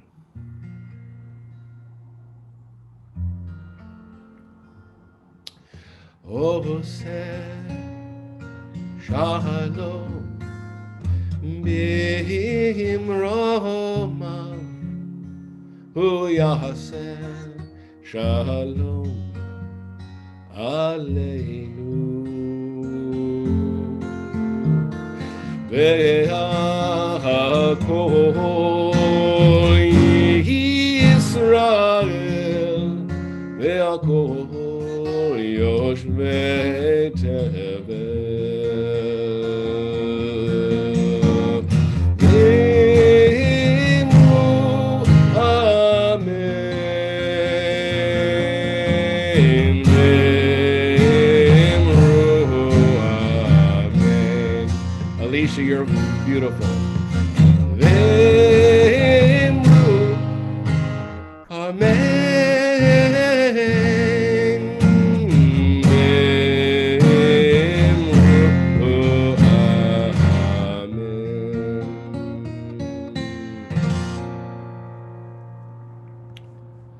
Well, the Torah we're going to read is from the Rebel, Korach, and we have 3 wonderful Torah readers today, Kathy Droz, Rebecca Jacobson, and Jenny Jackson. Mimi Bakken and Jody Stein are going to read the Haftarah. I'd like us all to unmute so we can all say the blessing for Torah together. Some of us said it this morning at study, but some of you hadn't had a chance to say it today. So all unmute and let cacophony begin. Baruch atah Adonai Eloheinu melech haolam v'asher banu לעשות כמלאי Torah. Well, the Torah portion, I'm not going to give a devar. I think I've spoken quite enough. I spoke about Korach last night. I talked about the rabbis saying that the battles that we fight, they should be L'Shem Shamayim. If they are L'Shem Shamayim, they have an opportunity to endure. And the ones that are not for Shem Shamayim, that are for the petty things, they will not endure as we will not endure. The rabbis say the argument, the vikuach and machloket and rage between Moses and Korach was not L'Shem Shamayim, and so its outcome was never to endure. I'm going to ask our readers to read and translate, and then we're going to have our middle prayers, including a prayer for the Shabbat Rosh Chodesh Tammuz that is coming up in the Mishaberach, and then we'll have the Haftarah blessing that's going to be sung by Rabbi Alicia Harris. Kathy, I think you're up. Kathy, unmute. Somebody unmute. Thank you. Thank you. Sorry. V'yedaber Adonai al Moshe lemor. The Lord spoke to Moses, saying, Heromu mitoch ha'edah hazot, va'achaleh otam karaga, v'yiplu al pneihem. Remove yourselves from this community, that I may annihilate them in an instant. They fell on their faces. ויאמר משה אל אהרון, קח את המחתה, ותן עליה אש מעל המזבח ושים קטורת, והולך מהרה אל העדה, וכפר עליהם, כי יצא הקצף מלפני אדוני החל הנגף. Then Moses said to Aaron, take the fire pan and put on it fire from the altar. Add incense and take it quickly to the community and make expiation for them. For wrath has gone forth from the Lord, the plague has begun. ויקח אהרון כאשר דיבר משה וירץ אל תוך הקלה, והנה החל הנגף בעם. ויתן את הקטורת ויכפר על העם. Aaron took it as Moses had ordered and ran to the midst of the congregation where the plague had begun among the people. He put on the incense and made expiation for the people.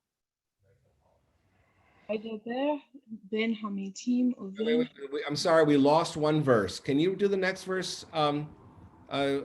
The Vaya'amod verse. It's a very important verse, Rebecca.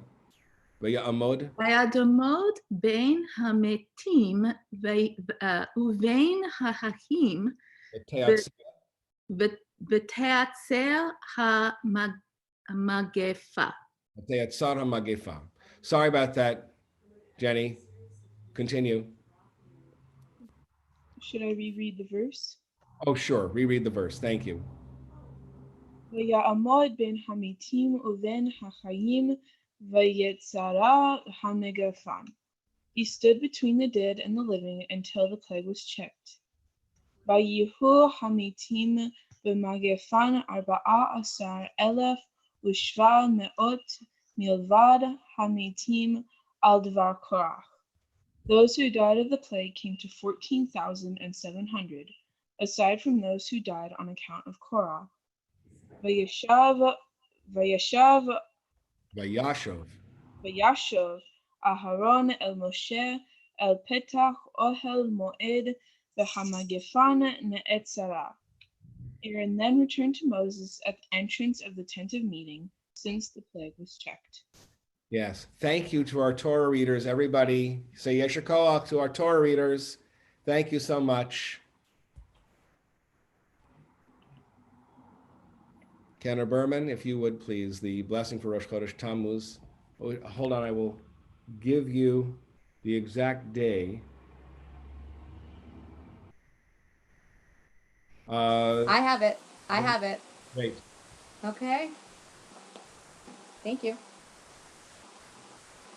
Yehi ratzon milfanecha, Adonai Eloheinu, Elohei Avotenu, Imotenu, Shetchadesh Aleinu et HaChodesh Shabbat, L'tova ve'livracha,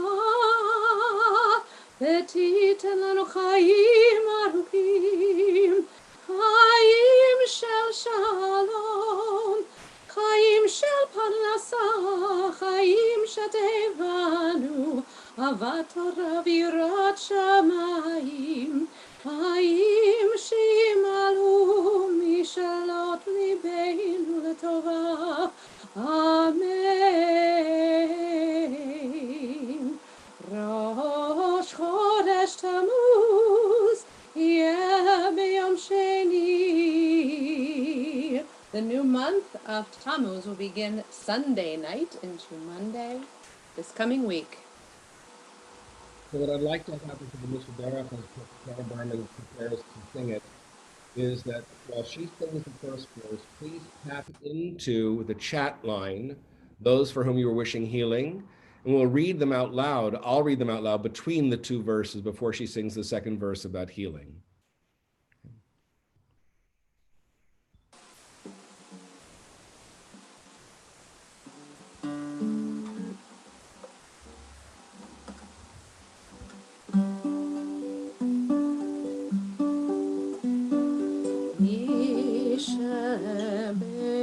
Yisheberach avotenu mikor habracha l'imotenu. May the source of strength who bless the ones before us help us find the courage to make our lives a blessing, and let us say Amen. Bonnie Cook, Paul Weaver, Adam Bass, Carlos Colon, Joseph Yusuf and Carol, Holly Hellbine, Wayne Cook, and Diane Block, Yapa Green, Carol Hugan and Cyril, Nancy Scott, Kathy Lowry and George Benner, Paul Sturlock, Steve Eng, Kate Tozer, Fred Tozer and John Kidrick, Gary Van Ellen, Estelle Stockman, Barbara Wine, Norma Hirsch, Paul Nolenberg, Rebecca Harris, Lisa Hakeli, I can't read that one, Micah, Lisa Betty Ruth, Tina Valdecross, Claudia Melatown, and Blessing and W. And I will add Avi Bat Malka. Yisheberach imotenu mikor habracha le'avotenu. Bless those in need of healing with refuah shalema, the renewal of body, the renewal of spirit, and let us say Amen. And all those suffering from the trauma of racism, they're in our hearts. We're going to continue with the Haftarah. I've asked my colleague, Rabbi Alicia Harris, to do the blessings before and after, and the incomparable Rice sisters, Mimi and Jody, to do the reading. It's an incredible story of Moses. When Moses in the Torah portion thinks that people don't appreciate him, Samuel is told they want to replace him with a king. And so we're going to read the story in a minute after the appropriate blessing. Alicia, if you would. So one of the things that Jamie has taught me is that we're supposed to respect the minhag of the place that we go. And I know that the minhag here is to do this together. So if is that right? Did I make that up? No, we do it together. It is, but you know, because it's so cacophonous, you will do it on silent. That's what I was gonna say that. I was like, I appreciate your holy noise coming from the other side of the screen quietly. Baruch atah Adonai Eloheinu melech haolam asher bachar b'nvi'im tovim v'ratza v'divreihem hanemarim be'emet. Baruch atah Adonai havocher b'Torah u'Moshe avdo u'Yisrael amo u'Viviyei ha'emet b'Tzedek.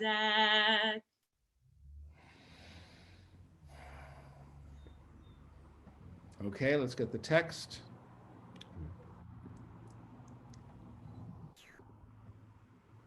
Mimi Okay. or Jody? Samuel said to the people, "Come, let us go to Gilgal, and there inaugurate the monarchy." So all the people went to Gilgal, and there at Gilgal they declared Saul king before Adonai. They offered sacrifices of well-being there before Adonai and Saul, and all the men of Israel held a great celebration there. I don't think that's the right. Jamie, those aren't the same numbers that I had. So should I just keep reading? Well, hold on a second. Let me check. I had 11:4 to 12:10. I'll check right now. It's Okay. That's the beautiful thing about a loving community, that you can possibly even make a mistake. It's 11:14 to 12:22. I give you the wrong verse, so just read. Okay, I'll just read. Okay. Then Samuel said to all Israel, "I have yielded to you in all you have asked of me, and have set a king over you. Henceforth, the king will be your leader. As for me, I have grown old and gray, but my sons are still with you, and I have been your leader from my youth to this day." Then Samuel said to all Israel, okay. "Here I am. Testify against me in the presence of Adonai and in the presence of Adonai anointed one. Whose ox have I taken, or whose ass have I taken? Whom have I defrauded, or whom have I robbed? From whom have I taken a bribe to look the other way? I will return it to you." They responded, "You have not defrauded us, and you have not robbed us, and you have taken nothing from anyone." He said to them, "Adonai then is the witness, and his anointed is witness to your admission this day that you have found nothing in my possession." They responded, "He is." It'll come. Okay. Samuel said to the people, "Adonai is witness, he who appointed Moses and Aaron, and who brought your fathers out of the land of Egypt. Come stand before Adonai while I cite against you all the kindnesses that Adonai has done to you and your fathers. When Jacob came to Egypt, your fathers cried out to Adonai, and Adonai said, sent Moses and Aaron, who brought your fathers out of Egypt and settled them in this place."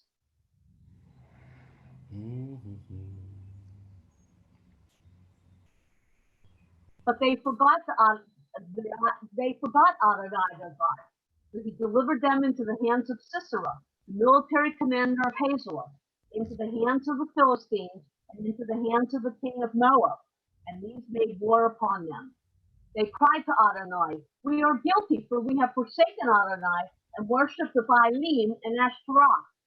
Oh, deliver us from our enemies, and we will serve you."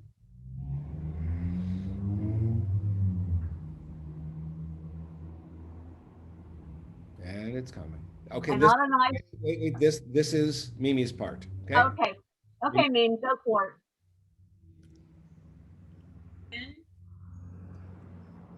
When you saw that Nahash, the king of No, you skipped a line. And Adonai sent Yerubal. the word I learned to say, and the Lord sent Yerubal and Bedan and Yiftach.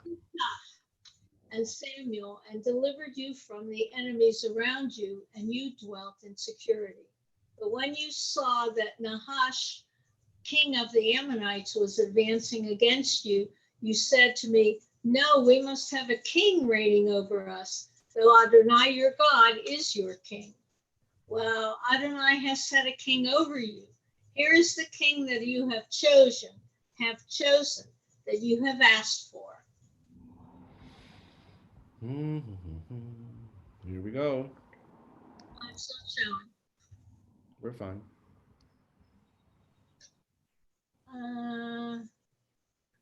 If you will revere.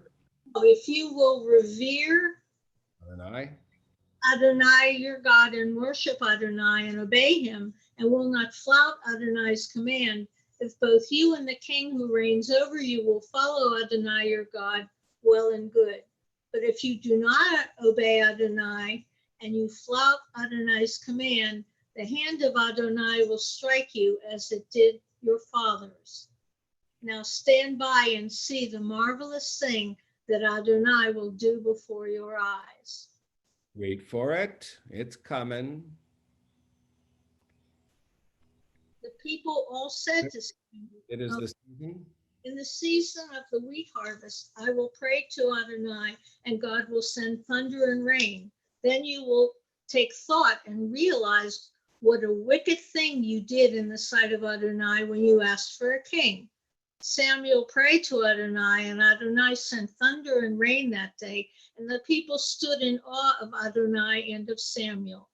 The people all said to Samuel, intercede for your servants with Adonai your God, that we may not die, for we have added to all our sins the wickedness of asking for a king.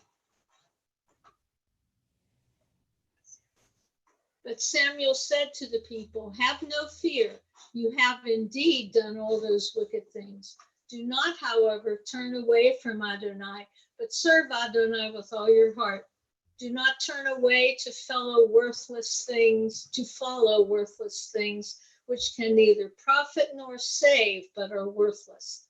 For the sake of Adonai's great name, Adonai will never abandon God's people, seeing that Adonai undertook to make you God's people. Yesher koach, Jody and Mimi. Thank you. Thank you so much. Alicia, when the blessing comes up, here we go.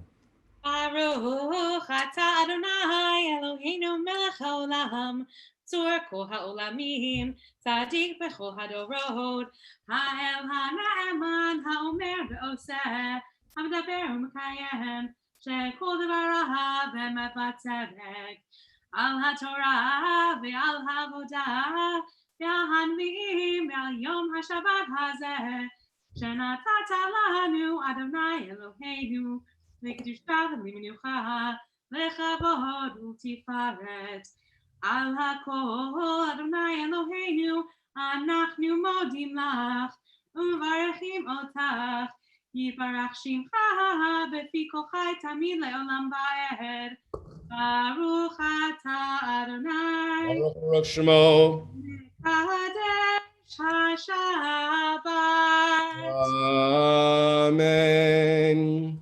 So we'll get rid of the text and we'll gallery everybody. First of all, I want to thank, again, from the bottom of my heart, Josh Donner, who's making all this possible. Thank you, Josh. You know, any technical glitch is simply not comparable to what it is for us to be able to be together because of what you are doing. And I know you sacrificed some of your own prayer to make it happen, and we so appreciate what you are doing for us. So, this is our Shabbat, and this day will never come again. This Shabbat, enjoy this day. And tonight, Havdalah will not be at 8:30 as was published, but at 8:45, there'll be a song or two. We'll do Havdalah, and then Barbara and I are going to do a concert. If David's around, he'll join in. But we're going to sing for about half an hour. And I'm asking Barbara what her favorite songs are to do that I can play on guitar. And we'll enjoy that time together. Yes, for Barbara, absolutely. There are lots of things going on. So tomorrow, I think the registration is closed for the drive-by. I heard a rumor from Michelle Clark that they would try to ram another car in, but that sounded like an auto insurance problem. So I don't want any more cars to get rammed in. And Lynn Rubin saying, no, don't say that, Jamie. Don't say that. It's full. So Lynn, unmute and tell us how many cars we have so far.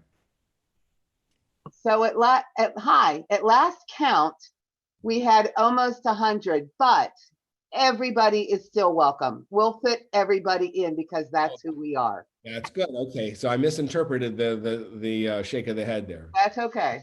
Okay, and I'll be there. What you don't know, Lynn, and Saul doesn't know, is I'm bringing my shofar, and I will blow shofar at the beginning and the end. One of my stupid Tekiah Gedolah blasts, and you get to see your rabbi turn colors one more time, which will be fun to be able to do as I try to hold that note. That will be a treat. Mara Kaplan's having a cooking class. The Rosh Chodesh group on Monday. The Rosh Chodesh group is meeting, I think, on Wednesday. Cantor Berman's leading Parsha class on Wednesday as well. In this next week, Rabbi Daryl Crystal's moving to town, and although he will not be as part of services, he is so excited to meet you. When opportunities are afforded to you through the website to meet with him virtually, please take him up on it. He really wants to know who you are. And yes, Bob and Judy, what a pleasure is to see you after all this time. And we're just sending all this love to you, and I hope that you feel it. And the Fenves family, my gosh, and Salma Rayev and all the out-of-towners, and Karen, who's in Florida, the land of our people, and on and on and on. So next Friday, there are regular services at 7, and I think that Cantor Berman is on her own for that. And so please be with her and support her, and be with each other for Minyan. Be with each other next week for Minyan. Just because I'm leaving doesn't mean Minyan stops. And I have to tell you, other people are storytellers as well, and there are so many stories in this group, as you heard earlier today. I also want to give a special recognition. I think Tamar Tolentino is here. So if she is, I just want to wave to her. And Tamar, we had asked everybody to reflect on one kind of Torah insight, one something special they've taken away from these 32 years of being together. If there's something, since you didn't have a chance, if there's something you want to join in, you know, or just even wave hi or unmute yourself and we can hear your dulcet tones. Well, Jamie, we actually have an opportunity when you're finished with announcements to hear from all of us before we finish, before we end today. Well, Tamar, then I'm just going to say hi and kisses and everything like that. This is not on my cue sheet, what Cantor Berman is talking about. So I'm going to bow to superior numbers, which is what you said. Okay, you are right. It is not on your cue sheet. We at Minyan wanted to ask everybody to very briefly and ideally something funny, but doesn't have to be, one short amusing moment about Rabbi Jamie in honor of his bringing his humor, his wisdom, and his leadership to all of us. So I'm going to go to gallery mode, and we're going to make this nice and brief but fun, and to leave us all with that feeling of joy. Helene, Preter, and then I'll go to Tamar, and we'll go right across. I've always enjoyed the stories that Jamie tells, and it's not funny, but they are funny. It's been a wonderful experience. Good luck to you. Thank you. Tamar, and then Carol, and then Laura Fell. Oh, I'm not usually one of the early ones, so I'm probably going to take a lot of other people's things, so I'm so sorry. But I love singing with you. I love singing with you. You have made this such a wonderful 28 years for us. There are so many other stories we could tell, but I love singing with you, and I bet I speak for everybody. Thank you. Carol, Laura Fell, then Ronnie. Carol, me? Yeah, you. Okay, that's fine.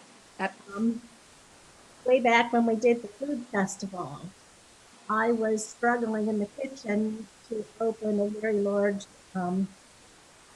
plastic bucket of pickles to get them ready for service. And Jamie always ready to step in and help someone in need, wearing a suit and dress shoes, came in to help me open that big container of pickles, and the juice spilled all over his pants and all over his shoes, and we had to meet congregants all day smelling like pickles.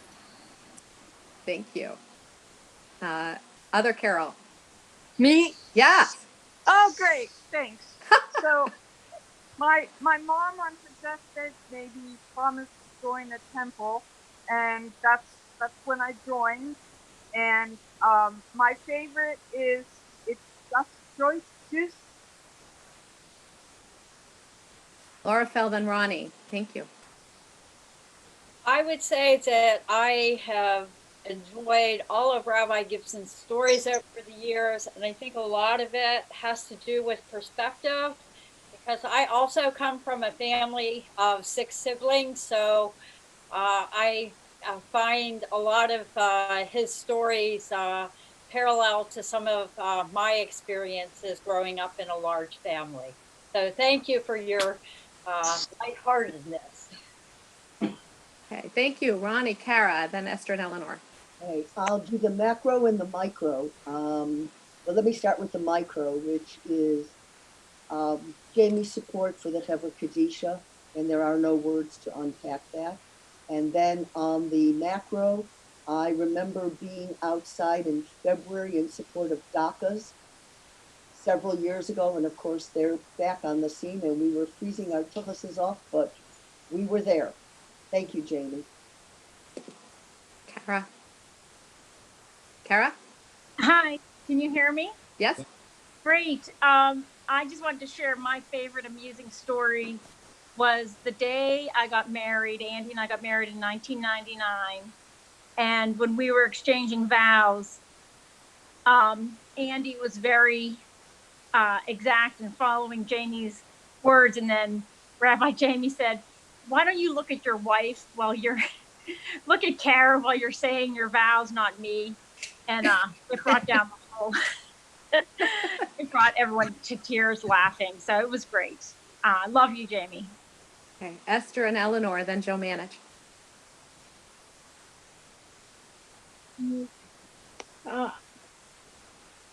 I'm just going to say how I remember Jamie's goofy stories.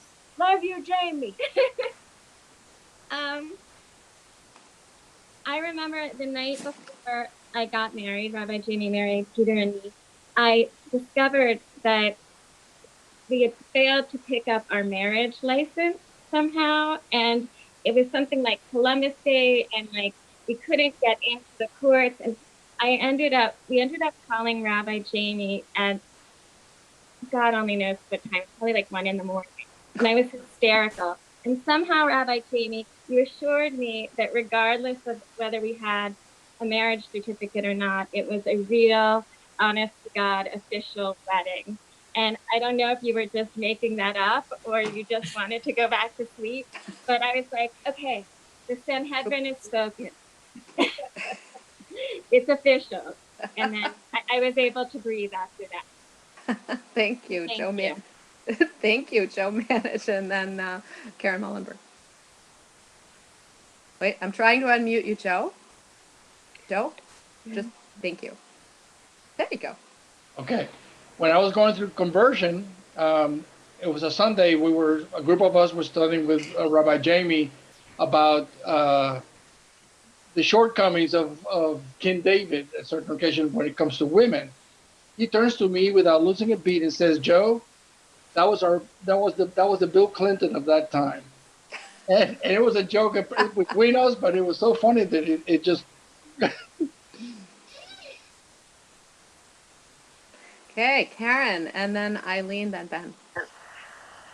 Well, you never know what story is going to stick and make you reflect, but one that just has always stayed with me is when he talked about his mom and how he noticed that when she put powder on her nose, it wasn't always smooth out smoothly. And so he could see the little bits of powder on her nose. And I was just appalled, shocked, not for her, but for me. And so every day since then, whenever I wear makeup, I think of her and I think of him, and I check to make sure that everything is smooth. Thank you. Eileen and Ben. Eileen Yatnin or the other Eileen.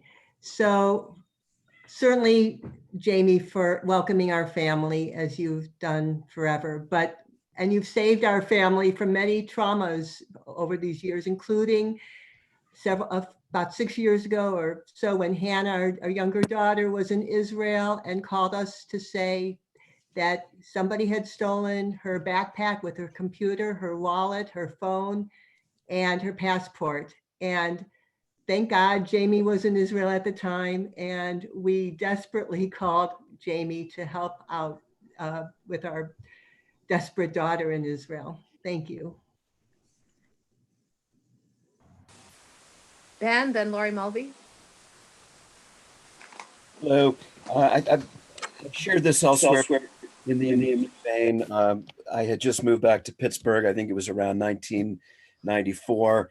And I was brand new to Temple. I had never been to Temple Sinai before, but I think my new in-laws, the Ratners, invited me to the Purim Carnival. And I said, what the heck? I had nothing else to do. So I went and I had no idea what I was doing there. I didn't know anyone. And a guy with a jester hat, and every time I think of this, it becomes more embellished. He had bells on or whatever. I had no idea who this guy was. Comes up and gives me a hearty Chag Sameach, and then someone said, "Oh, that's the rabbi." And they just share it because two things: one, never judge a book by its cover, and secondly, and probably more importantly, is the joy that he embodies. Above and beyond his scholarship and so on, the sense of pleasure in life and that he conveys to all of us. Laurie, and then Barbara and Larry. For humor, I really enjoyed Jamie's puns. My father was a punster, and it made me feel very much at home, and I loved it. And the occasional 8th grade humor was also funny. So thank you. So Jamie, like everyone here, Larry and I have loved this very musical Minyan.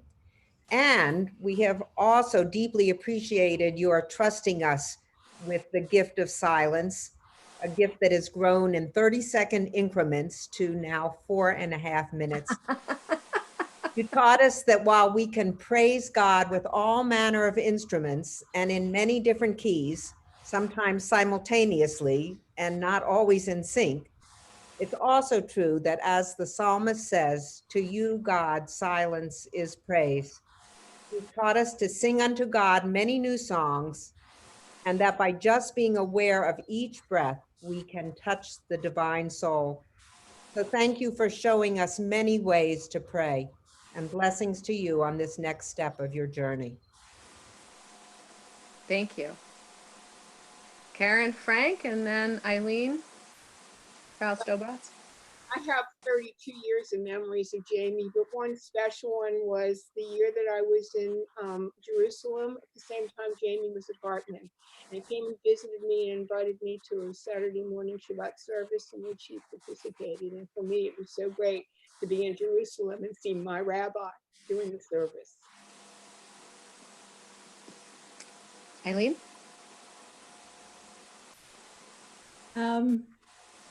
When I was considering Judaism, I fell in love with Temple Sinai services, with your services, Jamie, and your beautiful stories. But when it comes to funny stories, to me, the one that always took the cake was when your mother got really irritated with you and your brother fighting, and she handcuffed you together.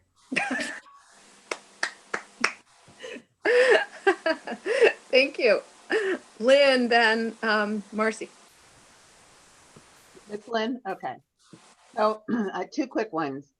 I was in Pittsburgh. People know me from this state in Pittsburgh, but I was here in the 90s and my son was young.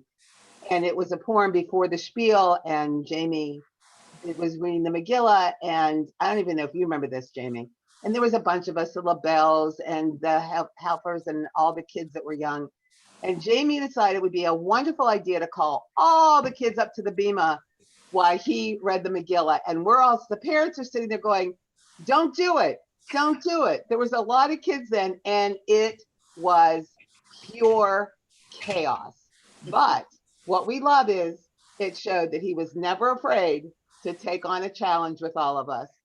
And the second one is recent, and everyone knows I'm pretty outspoken, but I loved it in one of the, I can't remember, it was a meeting, it may have been a Minyan, and Jamie said, wait, I'm gonna mute you. Oh, this is fun, I get to mute Lynn. I love that, and we'll keep that in mind. Okay, Lynn, name it, and then Marcy and Tom, please. All right. Most of you, but not everyone, knows that I worked at Temple on staff for almost 18 years. And we used to have a game when we'd hear someone coming up the stairs of wondering, all right, who's coming to see us? But I always knew when it was Jamie because of the rabbinic sigh. He always gave himself away. Thank you. Marcy and Tom, and then Pomerances. Okay, I just wanted to say that Jamie was always there for us, whatever it was, he was there. Okay. When I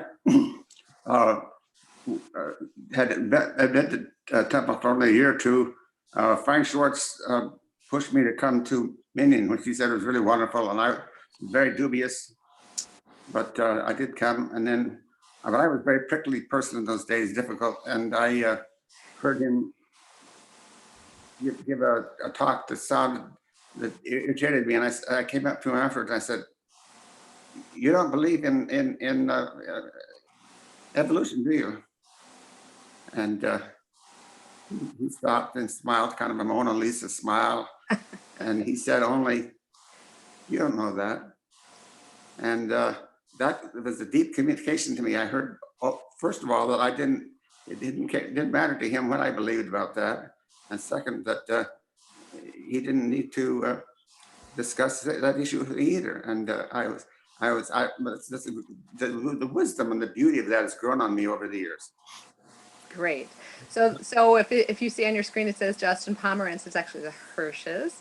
Dave and Ann, all ready for this. I'm trying to unmute you, but you're going to have to reach down and do that. And then Patty.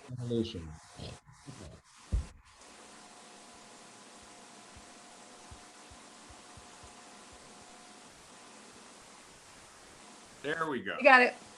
So, all right, it's Ann and Dave Hirsch, incidentally. So I don't have a real story, but Jamie has nurtured me from essentially a high holiday Jew to a pretty engaged Reformed Jew. And also because of the music and the Minyan and the guitar, he brought me Ann. Because Ann came to the Minyan and fell in love with the Minyan and then fell in love with me. And so it means so much to my life, both aspects. Yeah, and my first vision when I walked in was Jamie on a guitar, and coming from an Orthodox shul, I was like, what's going on here? But I loved it, and I started sitting in the back, and Jamie encouraged me to come sit a little bit closer and a little bit closer.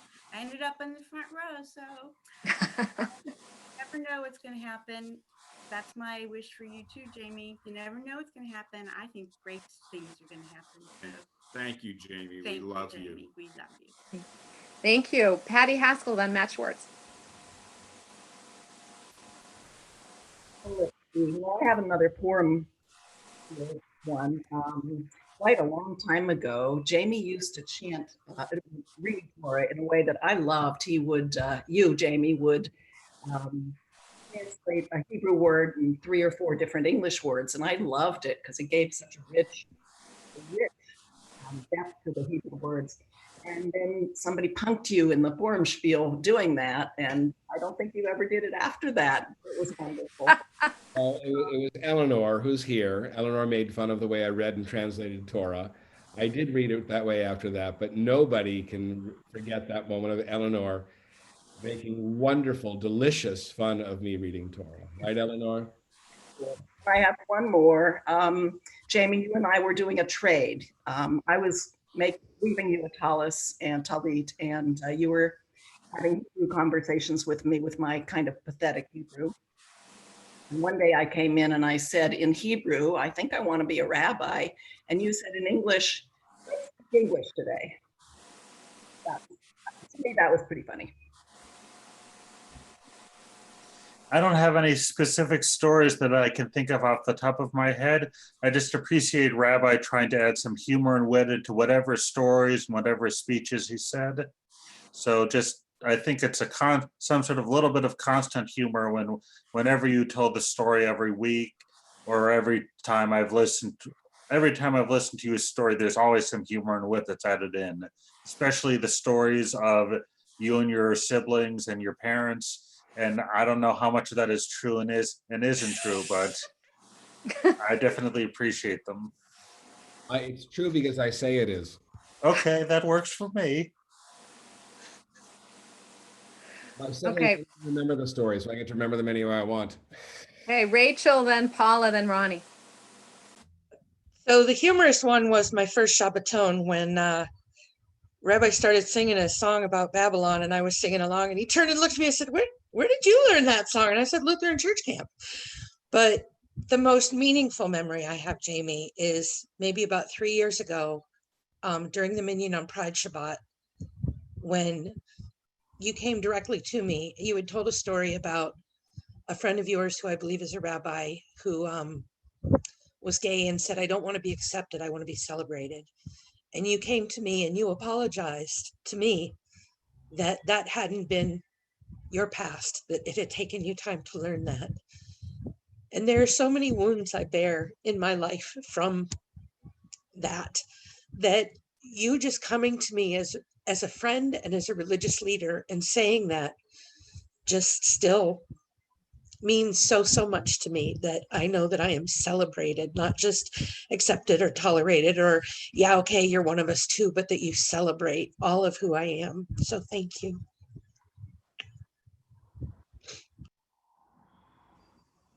Paula, you're up. Okay, I wanted. Hey, Paula. Go ahead. I wanted to say thank you. One of my biggest memories actually happened outside of the synagogue, was in Israel when we went on the mission, and I saw Jamie just sit down in the middle of the desert and start playing drums.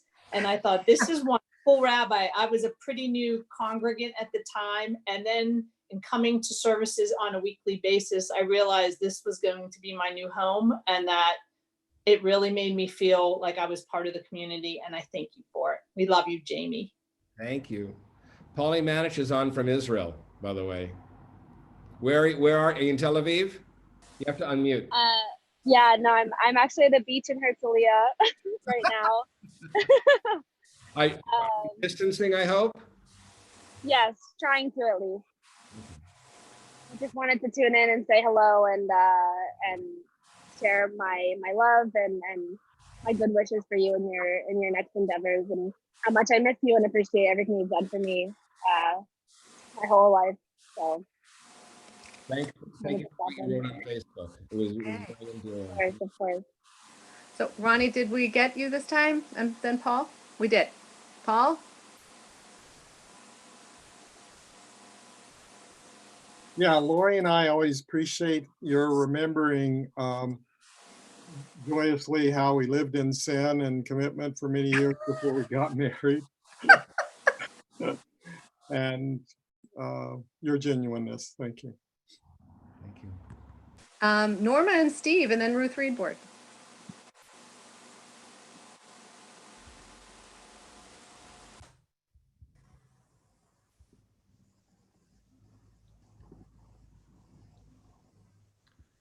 You're still mute, Steve. There you go. Any of the rabbi stories about growing up Jewish in Minnesota? I still remember all of them. Thank you.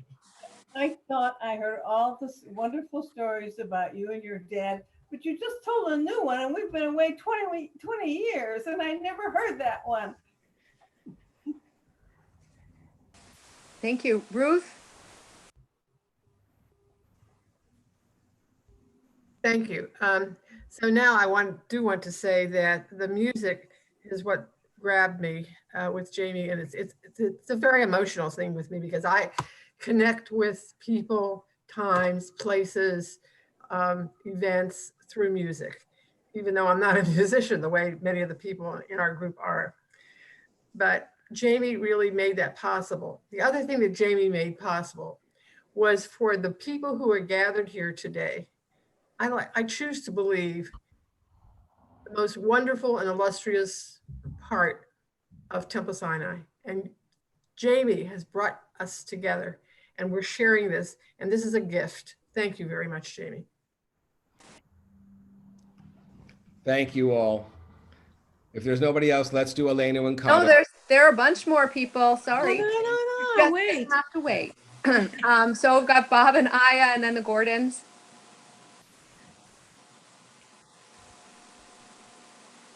The funny memory that I have is at some point in the Minyan, I think there must have been visitors from out of state or maybe out of the country. And this was the first time I heard Jamie make this particular pun. He said the Jewish community is far flung. And I thought that was hysterical. And then more seriously, many moments of study, for instance, in Parsha class or in classes that he's given, where it's, even though there are quite a few people, it's almost like being in a chavruta and having a really, really meaningful discussion and always learning. Thank you. For me, when I think of Jamie, it's kind of have guitar will travel. And the sweetest occasion of that was at one of the Shabbaton when he would play until his fingers almost bled, and at the end would play Goodnight Irene. And there's this lovely occasion of Irene Lewick and Harry Lewick kind of dancing to that waltz. And the other thing I'd like to thank Jamie for is to preparing us to be able to continue the Minyan once he's left it. It's not just the songs and the prayers, but he's told some of those stories so many times that we are able to repeat them. Wait. I just wanted to say, yeah. Thanks, Jamie. Thank you. All right, Gordon's. I guess I'll speak for both of us. Wait, honey.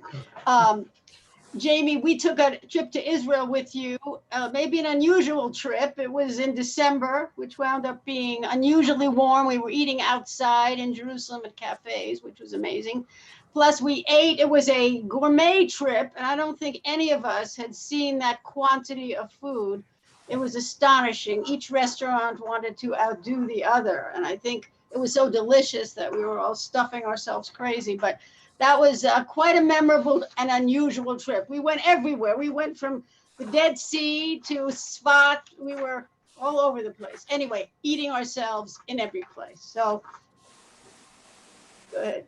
Thank you. Jan Fink and then Selma Rayev. We'll get to everybody. I think it's the music, Jamie. You always pick great keys. I come out of service singing melodies. They just stay with me. So I think it's the music, and I wish you well. Thank you. Selma. Oh, you can talk. We can hear you. But and you're going to have to hold that up a little higher. Well, you're unmuted, but we're not hearing you. You can go ahead and talk.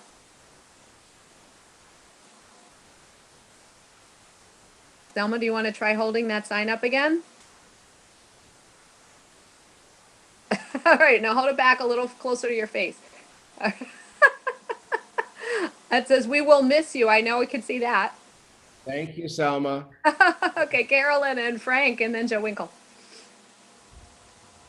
I'm remembering that our older son, Tim, brought me to the Minyan, and today our younger son, Matt, is joining us. And it's been a beautiful long ride and something not dealing with the Minyan, but I'm remembering going off to Petra one time when we were in Israel, and it was not to Jamie's liking. Okay, Mike, I'm remembering a couple of funny stories that just show a little bit about Jamie's traits. One of them was, it was after one of the downtown lunch groups, or during one of the downtown lunch groups, and there was a fire alarm, and we all had to walk down 35 stories. And we got to the bottom and we temporarily couldn't find somebody. And Jamie was fit to be tied and was running over to try to go back up the stairs to find him. And of course, the firemen wouldn't let him. And the person was turned out to be quite safe. Another story is the time we went to Israel, and when we stopped at the lodging for the first time, Jamie went to the trunk of the bus and got everybody's suitcases out, Cool. which I thought was also cute. And so I just want to thank him for all the wonderful things he's done over the years. Dr. Schlepper. Go ahead, Joe, and then Cecilia. It finally crossed my mind that there wasn't an episode that proved Jamie can be human all the time. Jonathan and Vita were getting married. Jamie, along with two other clergy, were performing the wedding. And Jamie's part, he started the blessings, the brachot, and all of a sudden his face went blank. And I'm standing 3 feet away from him, and I gave him the words. He went right on and finished. So, thank you, Jamie. And 23 years later, they're still married. Go ahead, Michelle. Oh, sorry, Cecilia. So I'm here in Utah, and I guess I had no, because I was enmeshed in the community, I had no sense of how much I would miss it, and it's profound that how much I miss the group. This other thing was one of the most meaningful experiences with Jamie was, I think it was Mitzvah Day, and we went and buried the books in the cemetery. I never had an experience like that in my entire life in heaven again, and it was so profound to me. And the last one is I appreciate Jamie on the piano and his jazz, and he's just like amazing. So he's beyond guitar. Thank you. Thank you. Michelle Clark, and then my favorite compound word, Floby.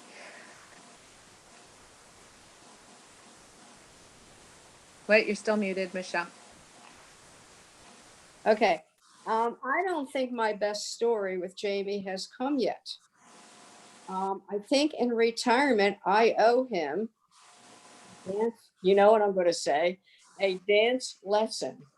And I think that we should record that because I think that will be very interesting. I said that nicely, right? Go ahead, Floby, and then Ada. Well, 24 years ago, Toby and I were synagogue shopping, and we went to the morning Minyan. And because I only pray through song, this morning Minyan sold us on Temple Sinai. We love the music. We were supposed to come up with something humorous. I don't have a specific example, but I have a general example, and that is Jamie is always saying that he's not a numbers person. And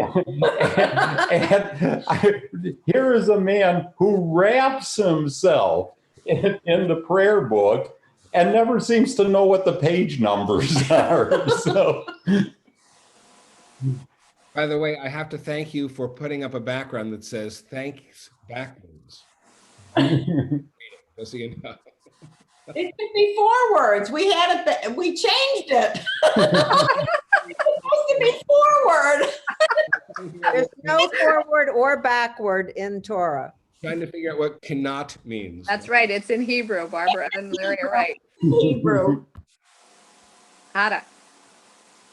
I have memories of when I first started my journey with Judaism, and I came to Temple. Temple's the Sinai is the first one I went to, and there was so much to learn. There were so many like little details that I didn't know, I didn't understand, and I have all these memories of Jamie having people come like help me with it.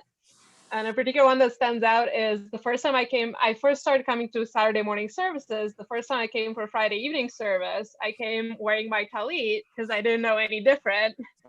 That's what I did to the other ones. And Jamie came very gently and was like, "Hey, are you a bit cold?"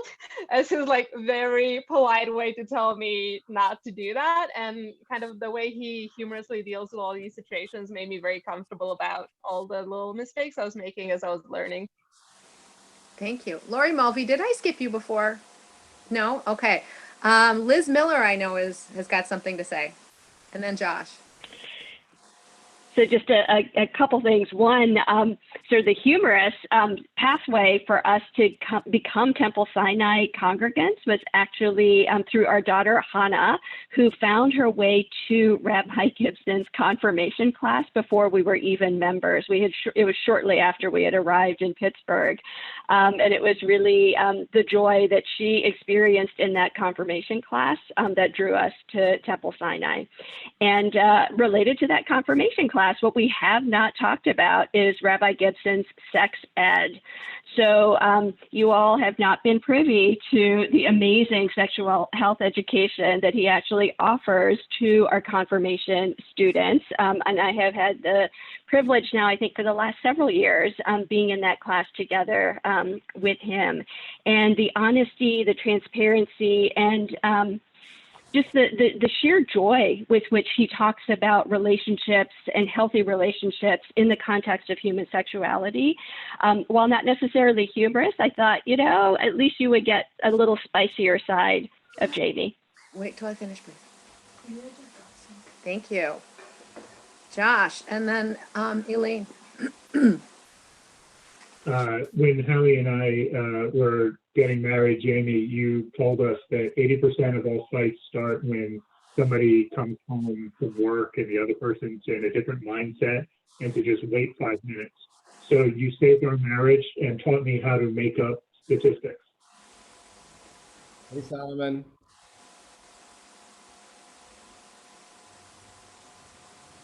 Okay. Elaine and Noah, do you want to add in? I think Jody wanted to say something too. One of my favorite memories of Rabbi Jamie is late at night at the Shabbatons, and one year he played Moon Shadow. My favorite song.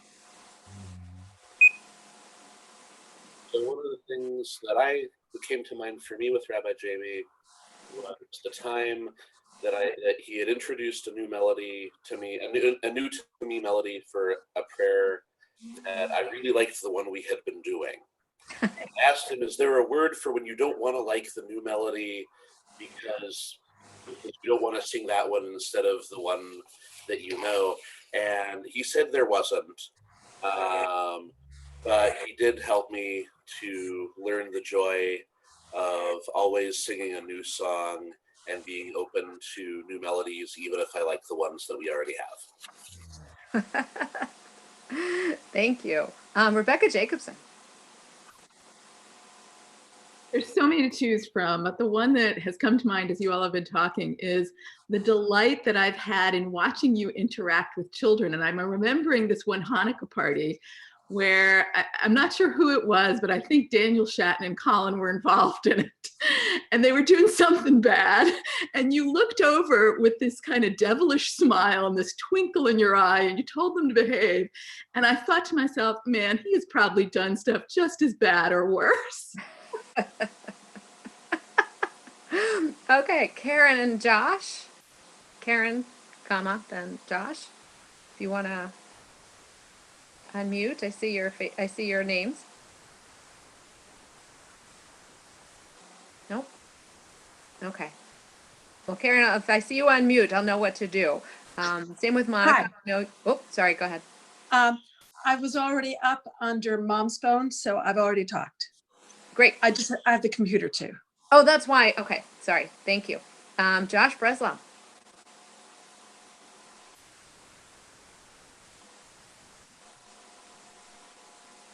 Nope. Okay, we may get the same thing going on here. I'm just trying to make sure I've got everybody. I haven't heard from Mimi yet. And Anne and Jenny. Oh, I see you, Kathy. All right. Kathy, you can take it away. Thank you. Well, I was going to tell a story, but I'll tell another time about how Rabbi Gibson proved to us that our son was a Jewish man. But your story today, Jamie, really reminded me of, it was Becca's bat mitzvah, and you were meeting with the family. And so all our kids were there, and we were there, and you said to Becca a little bit exactly what you told us today. You said, now, Becca, when you're up there, remember, look, Who's going? to see everyone. And basically you were saying to her, this day will never come again. And she really took that to heart, as did we all. And I remember that our older son said to me, I've never had a rabbi talk to me like that. And it was just beautiful. And you spoke to all of us in that way. You continue to speak to all of us in the same lessons. And we have to hear them again and again. Thank you. Thank you. Rabbi Harris, if you had a chance. Hi, everybody. Rabbi, which I will practice calling you Jamie, because every time since the last 6 years, you've said, okay, I'm Jamie now. We're colleagues. And I say like, okay, Rabbi, like, you know, I'm trying. So I have a billion stories. We spent two years together learning everything from when I heard the rabbinic sigh, and now I really understand the rabbinic sigh. Like, I feel like things have changed for me quite a bit. But I think my favorite story is actually a Lois Gibson story. For your 20th or 25th anniversary, whenever I was working for you, your parents came in, and the book club had a book reading, like a reading with your mom, and you know, she had written these books, and she came down, and we were walking across the social hall, which had been like totally cleared out for the evening. And you said, and you were walking her to your car, and you said, Mom, what did you think? And for whatever reason, I was following you. I must have been carrying something, or just like walking behind you, whatever. And she turned to you and she goes, oh, Jamie, they loved me. And that, and you were like, all right. Like, she's like, oh, it was, they just love me. And I just was like, yeah, all right, this explains a lot.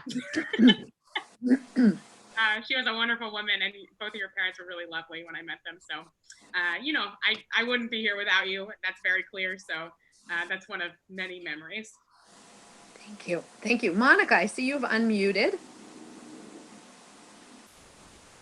Monica's not going to use the phone. Okay. I just want, thank you. It looked like there was a change, and I wanted to just double check. Joan Stein has been waiting very patiently. There are miracles. My cat walked across the tablet. Oh, that's so funny. Hello? Hello, we hear you. That's Monica. Well, I didn't know it was a Shabbos Goy cat. So am I on? Yes, you are.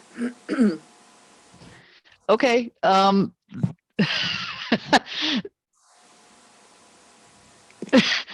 I didn't know that would happen, and I didn't know that that it would respond. So so I'm hearing myself on an echo, so I'm trying to talk and hear myself.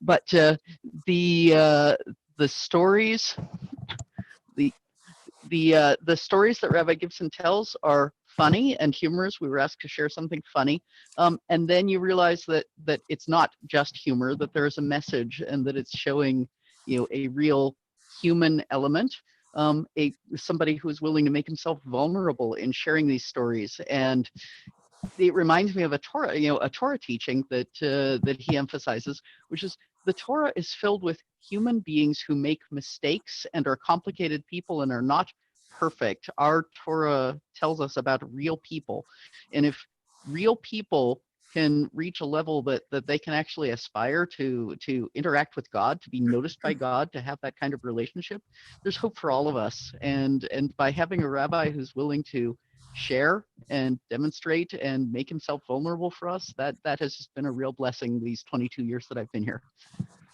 Yeah, beautiful. Thank you. Joan Stein, and then Josh Breslau, and then Ann and me, Ann, Mimi, and Jenny.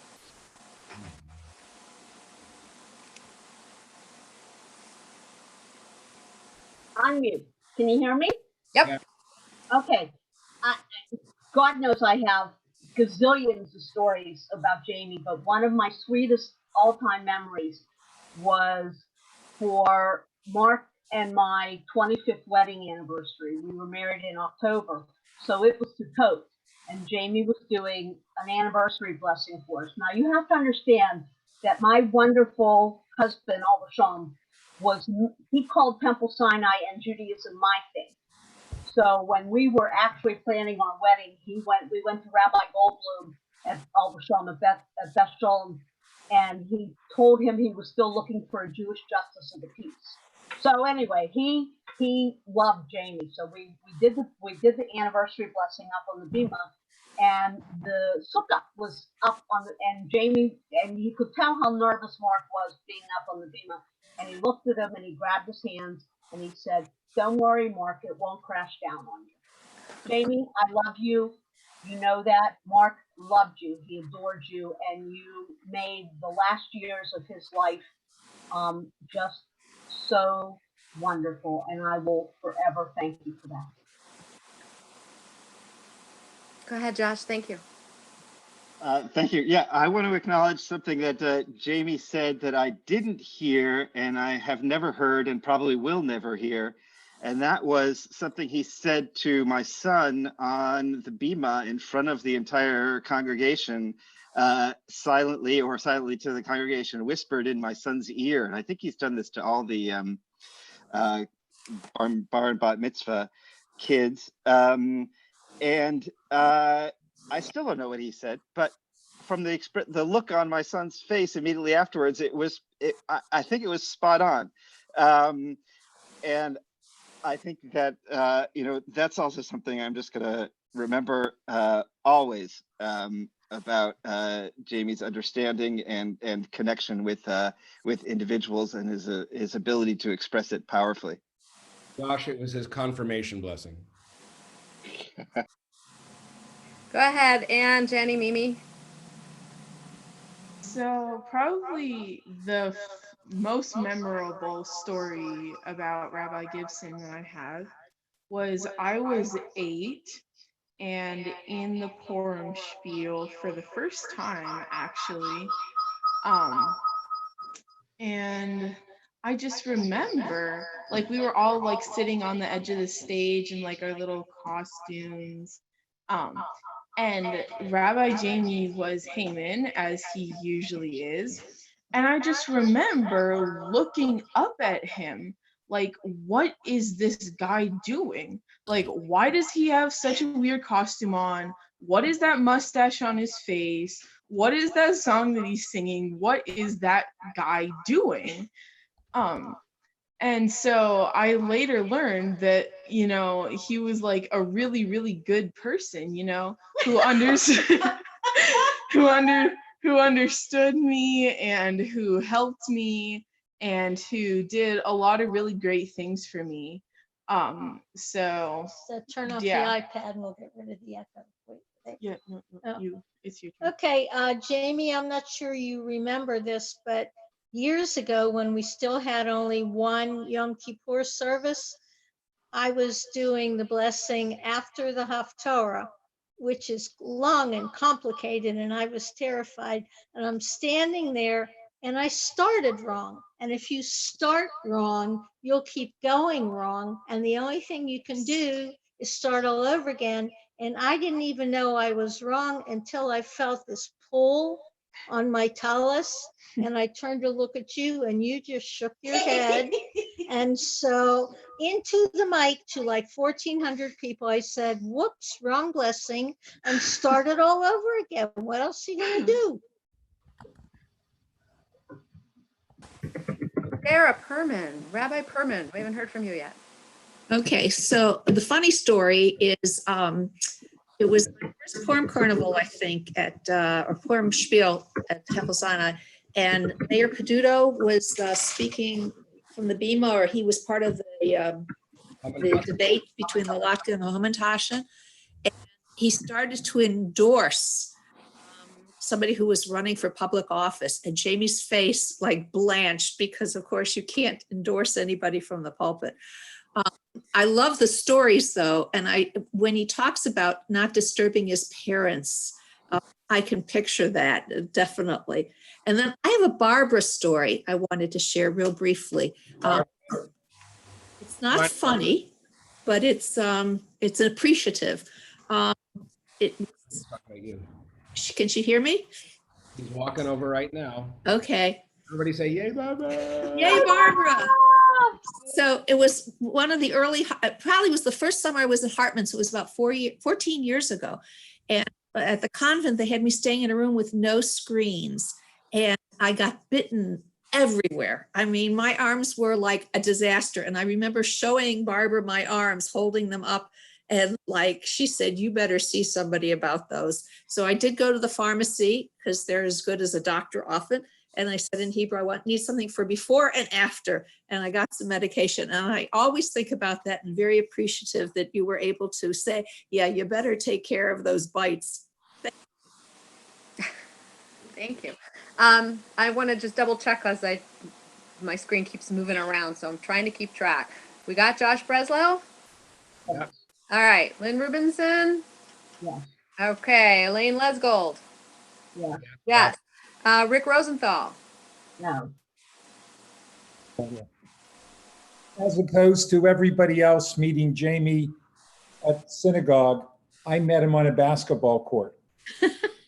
We were in our 30s. He was dribbling down the court, fractured his small finger, continued to dribble, pulled the finger out because it was broken, took a shot and scored, and I knew he was somebody special. At the time, Louis Weiss walks over to me and he says, hey, Rick, that's your rabbi, you know. Carol, did you have a chance? I already spoke. Okay. Joan Stein, did we hear from you? Yes. Okay. Paula Rulin, how about you? Yes. Yes? Okay. I'm doing my best. Esther and Eleanor? Yes. Yes. I'm looking. You can put your hand up or wave or whatever. And I will see you. This is like, you know, if everybody remembers, like, was it Ricky and Copper or Paul Shannon where we could see one another? Is there somebody I'm missing? If not, I'll go. One of my favorite memories, and of course there are many, is Jamie sitting at the piano when we did the service with, I'm trying to remember if it was different music from different periods of time, and he played Elton John, and I think we had Ahavat Olam or something to that, and he wore a boa like Elton John at the piano, and that will always stay in my head. Okay, I'm looking to see if I missed anybody else. I don't see. Yes, Jamie. Can I just say that, you know, we are traditional minded in our reform practice. We just passed a 3-hour shachari. We're Orthodox. We got the power. Okay, I think now we can continue with Alenu. Oh, look at that.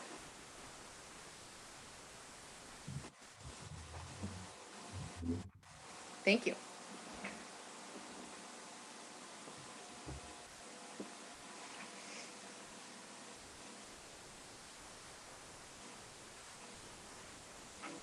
So that's from Barbara and Larry.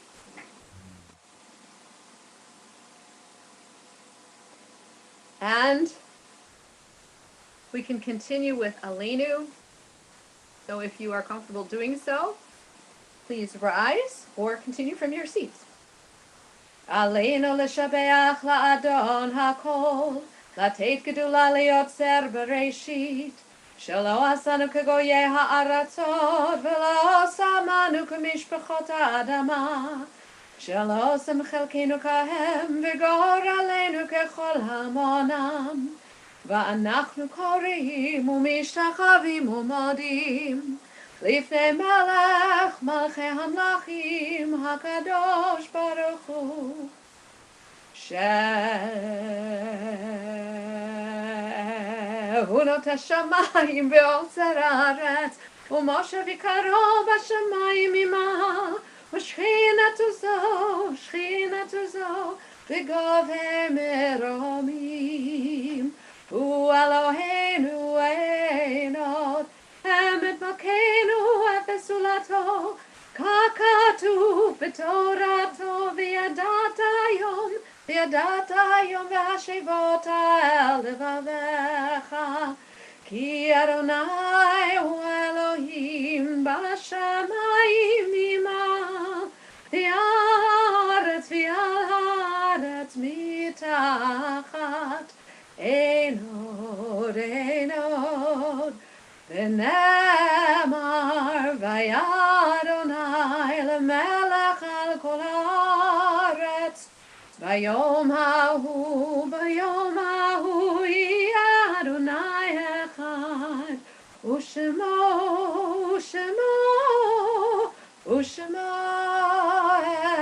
אחד.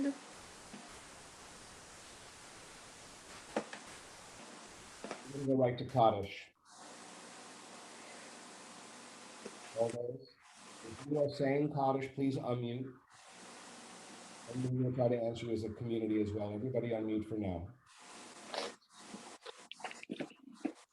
יתגדל ויתקדש שמי רבה, ועלמא דיברה חירותי, וימליך מלכותי, בחייכון וביומייכון ובחיי דכל בית ישראל, בעגלה ובזמן קריב אמרו אמן.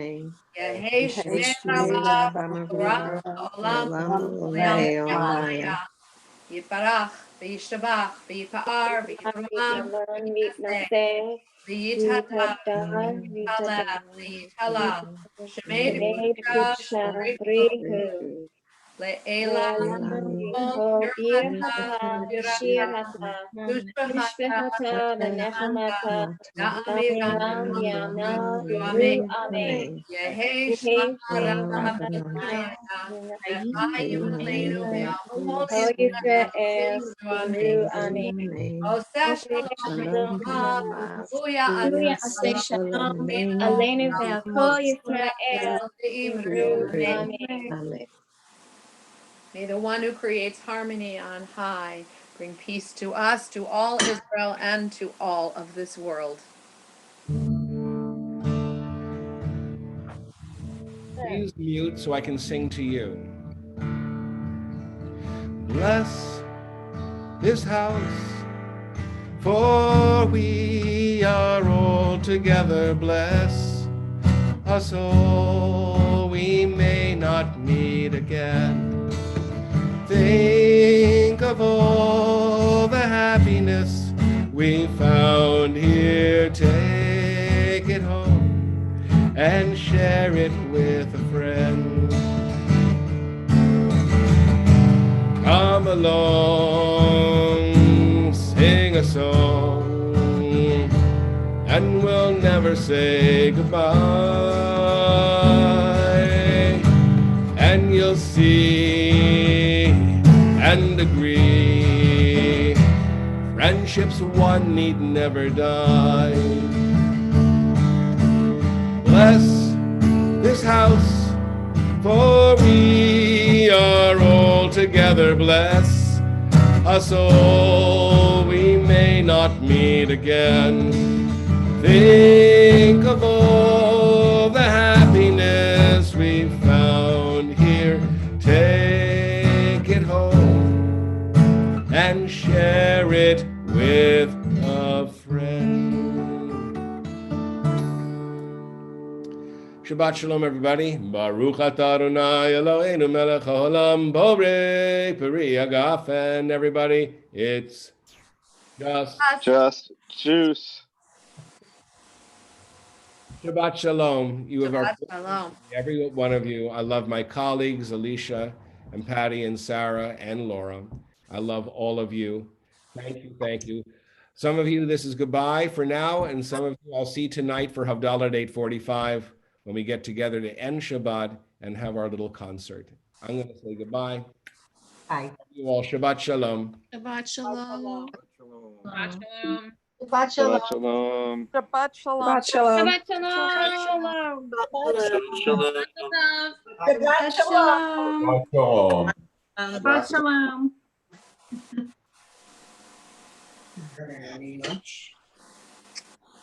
Thank you, Josh.